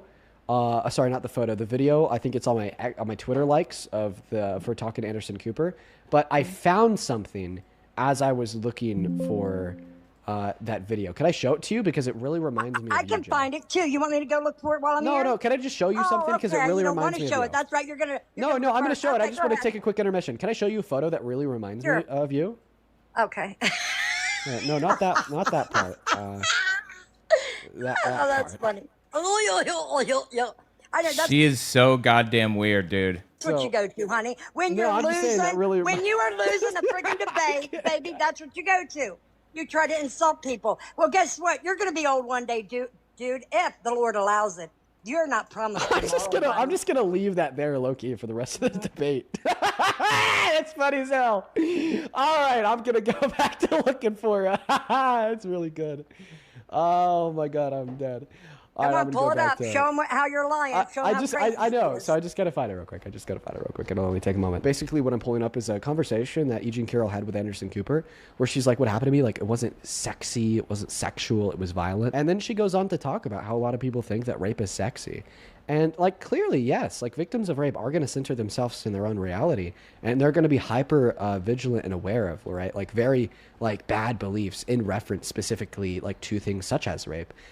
So they will likely overemphasize the amount of people that find rape to be sexy. But I don't think that's a reason to condemn Eugene Carroll or B, a reason to dispute. I didn't find it sexy at all. I didn't find it sexy at all. Well, that's what she said. She didn't find it sexy. She found it violent. And she was speaking out against the people who do Can you find show it it? Just quit like narrating CNC. for her. I believe he does. Was not thrown on the ground and ravished. Which the word rape carries so many sexual connotations. This was not sexual. Can you repeat what she just said? Let her finish. I know, but just repeat what she said so far. So far, she said not sexual. Go ahead. It hurt. It just. What did she say there? Just finish. You'll understand why she said it hurt. I know. He said it hurt. Okay, go ahead. Don't worry. We're gonna I said play it hurt. It hurt. Okay, it hurts. God, she is such a weird human being, dude. Just, you know. But I think most people think of rape as it is a violent assault. It is not. I think most people think of rape as being sexy. Let's take a short break. Think of the fantasies. We're going to take a quick break. If you can stick around. So imagine this. So you are out speaking against an injustice. She said, why didn't you let her finish saying what she said to him? She came on to him as well. Oh my God, dude, please. These people are fucking vile and disgusting. Really. Anderson Cooper is gay. Okay, she was talking about a traumatic experience. Donald Trump supporters are bottom of the barrel disgusting and soulless and empty. Seriously, there is not a single redeeming quality in some of these people. Yeah, let them hear that. Yeah, Put it back up. the comment at the end is meaningless. But anyways, No, bring it imagine back up, this. son. That's what I thought. Why does She's it matter? Put the move on to him see right her then and face? there. Okay, I don't mind showing you her face. Too. Don't feel like a victim. So imagine this. You are speaking out against an injustice that has personally affected you. Imagine that you're a black American and you're talking about how racism isn't funny. Racism is evil. Racism is violent. And then the person that you're talking to responds by saying, well, I think that most people think of racism as hurtful and violent. And then that black person responds by saying, no, I think that most people think of racism as normal, acceptable, and funny. I mean, think about segregation. Clearly, the takeaway from anybody listening to that conversation would be as follows. This person is denoting how they find racism to be bad, and highlighting the fact that they think other people find racism to not be bad. And when I'm listening to E. Jean Carroll in this conversation highlight that rape isn't sexy, rape isn't sexual, it hurts. It's violence. And I think that most people think of rape as sexy. I believe she did. Can you bring it back where she said violent? Oh my God. Why the fuck does it matter? Seriously. The point here ultimately is that people view it differently in the media than it actually is. And Jill, this woman, is justifying hating E. Jean Carroll for something that Donald Trump did. There is no moral bottom to these people. They are willing to go as low as it takes to support their cult leader. And it's disgusting. Tell me what you think in the comments. Okay, let's see. So I hit Clarence Thomas. I hit Alex Jones. I hit the Dean debate. There were a couple of other things here. Let's hit Eric Metaxas, because I found that one actually really fascinating. Very interesting shit. Yeah. Okay. All right, yeah. Actually, let me just zoom in on this puppy here. Let me zoom out on aforementioned puppy a little bit. There we are. Now let me turn off the border. Okay. This is Eric Metaxas. He is a die-hard Trump supporter. Do anything for the guy. Talking to a couple of people about Hitler and the churches under Germany. And the churches in Germany under the Nazi regime. This is an area in which I have a lot of expertise. I've written a book about it. I'm in the process of writing another. So I can debunk all of the garbage that he's about to spew. What happened in Germany, of course, is one of the... Hold on, let me turn it up. I'm sorry. Nightmares of Hitler. What happened in Germany... A little more. Hold on. Fix this. Why is it so quiet? That's weird. All right. What happened in Germany, of course, is one of the nightmares of history, an unimaginable nightmare, hell on earth, because of the silence of the church. And the thesis of my book, Letter to the American Church, is that that is precisely where we are today. That's disgusting for him to have said. I've actually read his book, Letter to the American Church, and it is absolutely psychotic. Incoming art, enjoy. I saw that. I appreciate it. Yeah, I actually pulled it up. I meant to... Hold on. Yeah, we've got... Oop, shit. It's all over the place. Holy shit, dude. My computer is just a mess right now. What was the title? It was, The Radical Left. The Radical Left. Climate Justice Now. No War. Pretty good. I appreciate that. Anyway. The church in Germany, silence wasn't really their problem. The problem was that most of them, the vast majority, were in favor of what was happening. And the ones that did speak up, about 3,000 at best, maybe 2,000 pastors out of a total of 18,000, were only fighting for Jews' right to convert to Christianity. They weren't standing up for Jews' rights to not be killed. It was all about their Christian converts. That was the problem in Germany, but okay. But to compare the church today with the church back then in Germany is pure, unadulterated psychosis. I've been doing research into this for my new book called God's People. It's like 16 essays on church figures in Nazi Germany. And I happened across a document from the 1930s. It was written by Arnold Dannenman, I believe was his name. And he explained that in the lead up to the consolidation of the Nazified Christians into their own kind of movement, their own denomination or whatever, they named themselves the Christian Nationalists. The church in Germany that represented the Nazis named themselves the Christian Nationalists. Evangelische Nationalisten, I believe is what it was. I believe that's how it's pronounced. Evangelische doesn't mean evangelical. It can translate to a number of different things depending on context. It literally means gospel. Sometimes it's translated to Christian, sometimes it's translated to Protestant, sometimes to evangelical. In this context, I'm comfortable saying it translates to Christian nationalists. The church in the United States has been taken over. Oh, shit. The church in the United States has been taken over by the Christian nationalists. The issue, he wants to pretend that he is on the correct side. In Germany, he would have been the Nazified Christian.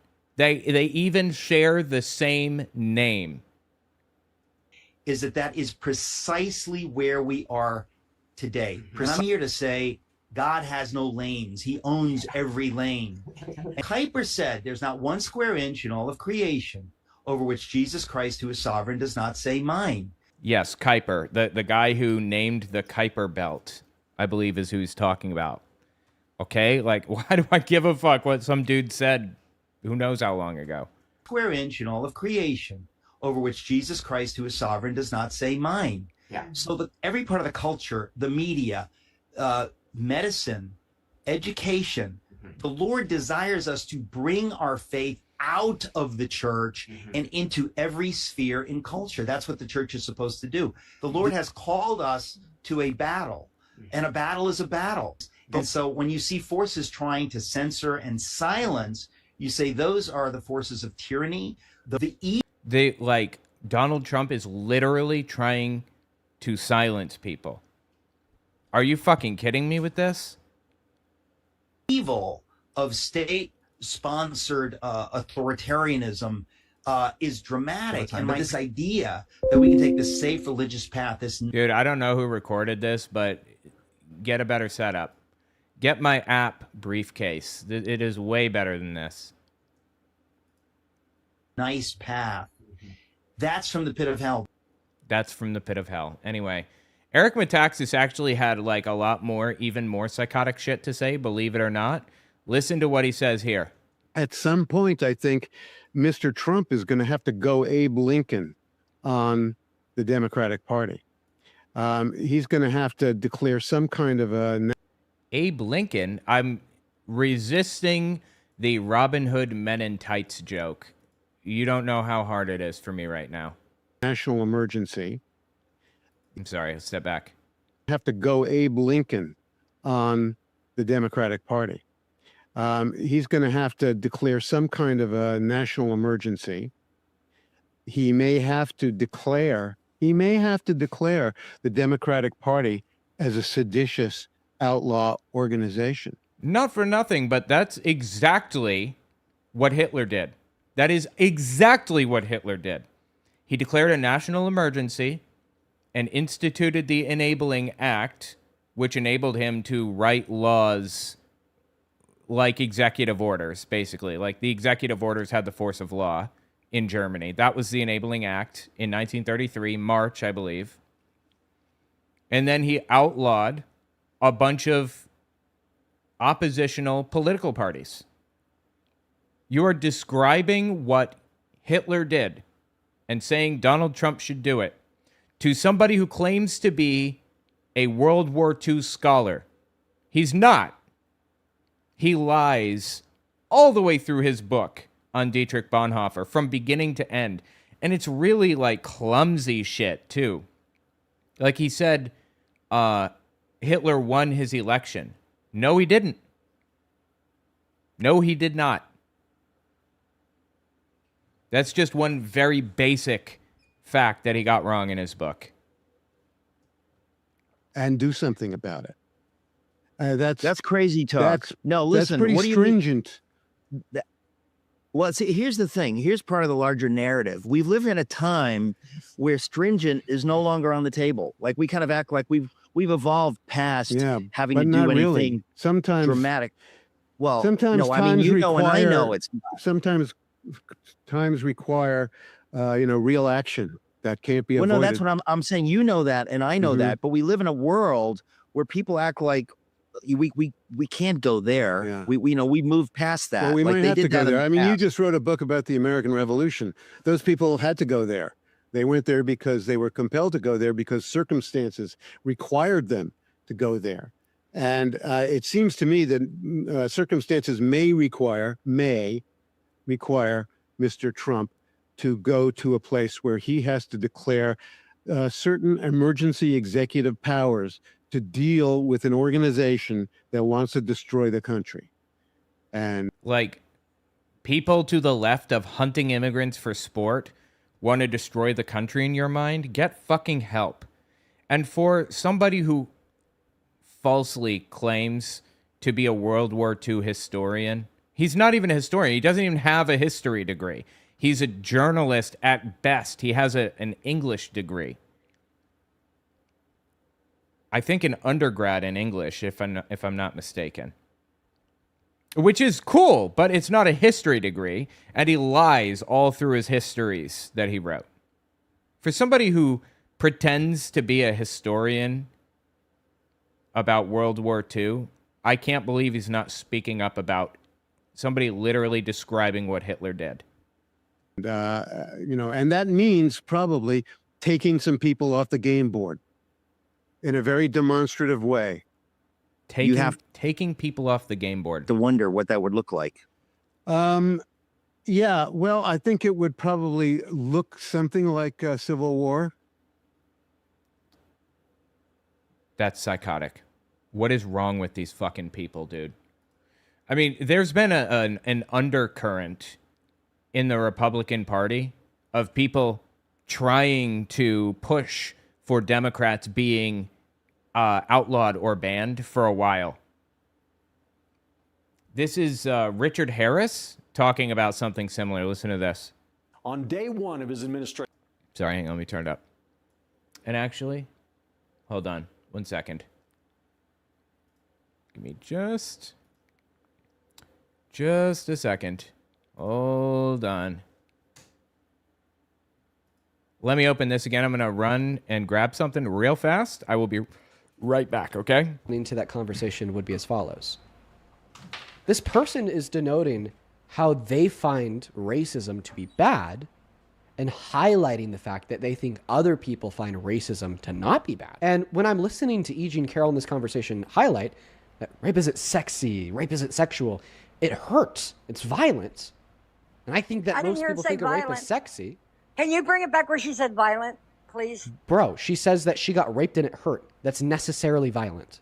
Well, you said she said violent. Does Hitler have to say that the Holocaust is a genocide in order for the Holocaust to be a genocide? No, because the Holocaust was necessarily a genocide because of what the Holocaust is. The mass slaughter of 12 million individuals, right? You don't need to call rape violent in order for it to be violent. If you're saying that I got raped and it hurt, you're necessarily saying that it was violent. But anyways, I'm going to go back to my sentence. Would your takeaway from that person saying that, well, I think most people think racism is funny after saying that they think racism is violent and that it hurts? Would your takeaway be that they think racism is violent and it hurts? And they're highlighting the fact that other people disagree?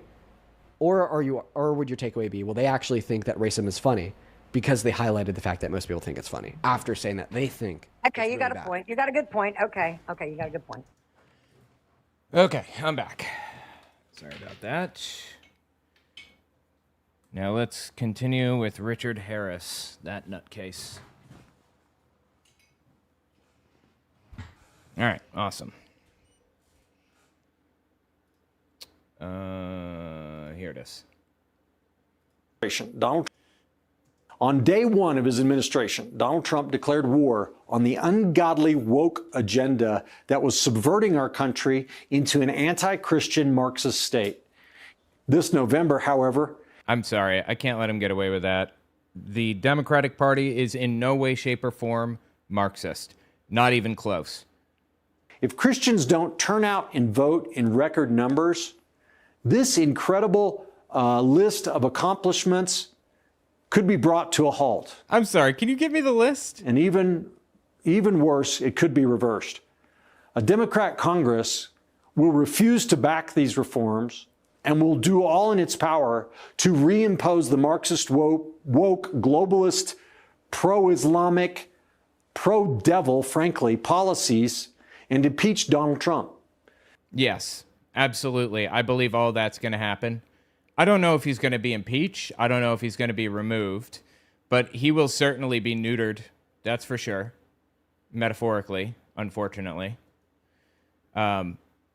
It's a little late to neuter him physically anyway, like, you know, whatever. Anyway, the point is,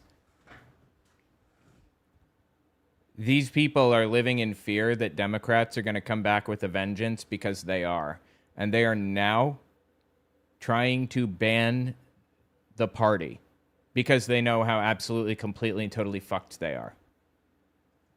And if the Congress is taken over by the Democrat Party again, it's only going to be because the church stayed home. Because the church stayed home. No. As we've found out, you know all that moral majority shit that they talked before? It turns out the moral majority is on the left, not the right. I created this website. I call it the Wave Model. It's wavemap.us if you want to check it out. I wrote it in Angular TypeScript. Anyway, I wrote it in TypeScript with Angular. Point is, it shows these sliders along the side, which are standard model sliders for predicting elections. So you've got the generic ballot environment, you got the presidential approval rating, you've got the consumer sentiment, the right direction question. Are we going in the right direction? If, say, 70% of the country says, yes, we're going in the right direction, and there's a Republican in office, and he has high polls and things like that, you can expect the midterms or whatever to swing the way that the polls do. Well, right now, the right direction question is at 36%. 36% think we're going in the right direction. Consumer sentiment is an index, and it's at 56. It's pretty fucking low, by the way. Presidential approval is showing 42% because that's the aggregate. It may be down now a little bit. But honestly, none of these things really affect the prediction or the whatever as much as these two knobs at the bottom do, which I added. These are not part of the standard model. These are part of the wave model, which I came up with. The Republican mobilization multiplier and the Democratic mobilization multiplier.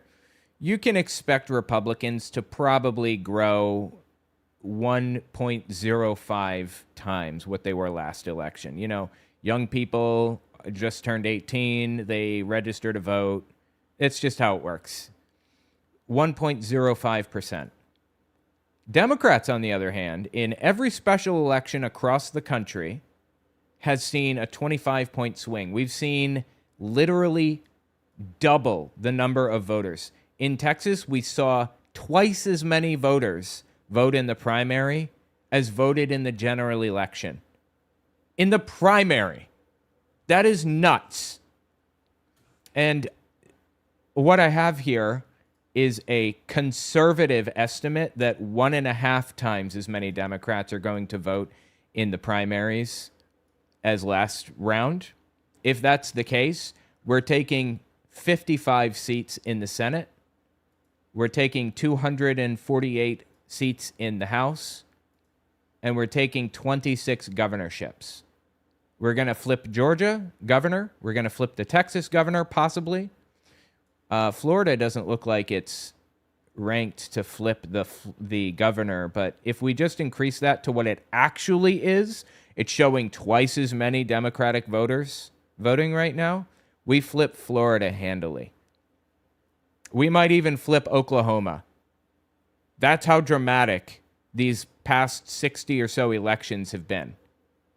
We might flip Iowa. South Dakota and Oklahoma are toss-ups in this model. That shit's wild.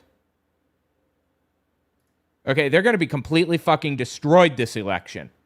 Those are for the governorships. If we get what I expect, which is double the number of Democratic votes, we might get a 3/5 majority in the Senate. 60 seats to 40 Republican.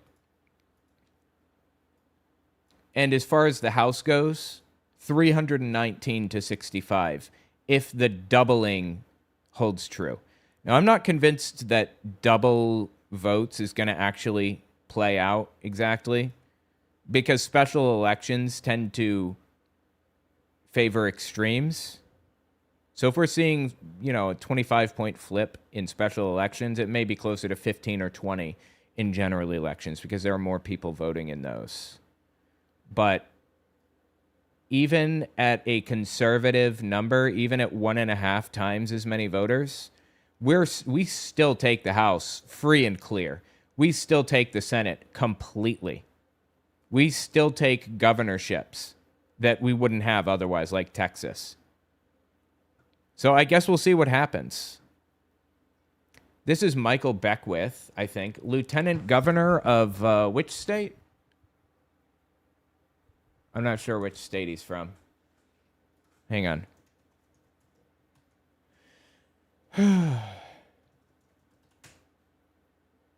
He is the lieutenant governor of Indiana. He's a Christian nationalist nutcase. Listen to him. We have a wall of separation of church and state, right? That got warped in the 1940s by a Supreme Court justice. His name was Hugo Black. There's a case that came before the Supreme Court. Hugo Black was a KKK member. He hated blacks and he hated Catholics. And he did not like that Catholics were starting to stand up and say, what the KKK is doing to the blacks is not godly. Oh, you can't be real. You think Catholics were defending black people in the 1940s? Give me a fucking break, brother. Nobody was defending black people in the 1940s. Nobody. During World War II, there were black regiments, like military regiments that were all black, because I think it was segregated at the time. And when America was about to take Italy back from the fascists, the Pope was in communication with America, and he sent a message requesting that black soldiers not be the ones to liberate Rome and Italy more generally, because he believed that they were more prone to taking advantage of women and violence and things. Nobody defended black people in the 1940s. I don't want to hear it. He's acting like the KKK was anti-religion and that they were like left-wing liberal types or some shit. Like complete and total delusion. Hold on. I was looking for... Yeah. So he found a way to, in this case, he pulled this letter that was not a founding document. It was a private letter. He says, hey, Thomas Jefferson said separation of church and state. We should make this the standard so that all churches stay out of government policy, which is the opposite of what actually Jefferson was saying. So a Supreme Court justice who was a KKK sympathizer and member who wanted to get the church and godly people out of the way used Jefferson's letter to say, hey, he's a founding father. Okay, this is a common standard Christian nationalist talking point. Here's the case with this. The case is Everson versus Board of Education, 1947. Hugo Black wrote the majority opinion and quoted Jefferson's 1802 letter to the Danbury Baptists using the phrase wall of separation between church and state. These people like to say separation of church and state is not in the Constitution. And to that I reply, gun rights aren't in the Constitution either, right? The concept behind gun rights is in the Constitution in the form of the Second Amendment, but gun rights aren't there. In the same way, separation of church and state isn't in the Constitution. The concept behind it is in the first sentence of the First Amendment of the Constitution. But separation of church and state isn't there, I suppose. Anyway, Hugo Black wrote the majority opinion and quoted Jefferson's 1802 letter to Danbury Baptist, where he used that famous phrase, wall of separation between church and state. It was the first time the phrase was used in a Supreme Court opinion to interpret the Establishment Clause. It's also true that Black was a member of the KKK, joining in 1923 and resigning in 1925, and that biographers found he sympathized with the group's economic, nativist, and anti-Catholic beliefs. The cats are opening the door. Fantastic. However, here's where he completely bastardizes the entire story. The motive story is backward. Beckwith claims Black used the separation of church and state to silence churches that were standing up against racism. But during his time on the Supreme Court, Black voted to desegregate schools, expand freedom of the press, and help protect housing options for minorities, surprisingly. He joined the unanimous Brown v. Board of Education, 1954 decision, striking down racial segregation and called for immediate desegregation in 1969. He joined Shelley v. Kramer in 1948, which invalidated racially restrictive covenants. The man compiled one of the strongest civil rights records on the court, apparently. That's really impressive. I did not know that. Also, the claim about the guy trying to get the church and godly people out of the way.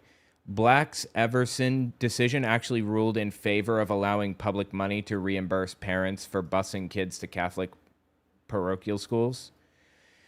So that whole thing, literally all of it, was completely made up by this guy. The point is, these people will lie until they're blue in the face. They don't care about truth. They will lie and cheat and manipulate and do whatever it takes to destroy Democrats, even if it means banning Democrats outright. Even if that's what it takes to destroy them, they will do it. And it's psychotic and horrifying and disgusting, and these people shouldn't be anywhere near power. Tell me what you think in the comments. I may split that depending on how long it is, depending on how much I have from Beckwith and Harris. If it doesn't make sense to go with Eric Metaxas, I don't know, just an editor's note. It may need to be split, but anyway, these people are all disgusting. I don't understand how they justify this shit to themselves. They know they're lying. These people know that they are lying. They know that they are falsifying information intentionally with the intent to deceive people around them. And I don't know how they justify that shit to themselves. Yeah, tell me what you think in the comments. 4 or 5. All right, I think I'm actually going to call it there. It's actually a little bit early, but that's okay. It was a little bit of a slow news week, but if you want to see more, I'll be covering more stuff on my Unfiltered channel on Wednesday. I'll probably create a proper script and read it on Wednesday on Unfiltered so that I can, record it there or whatever. All right, I'm getting out of here, guys. Thank you so much for hanging out with me. It's been fun. I will see you guys on Wednesday, hopefully. If not, I'll see you next week, all right?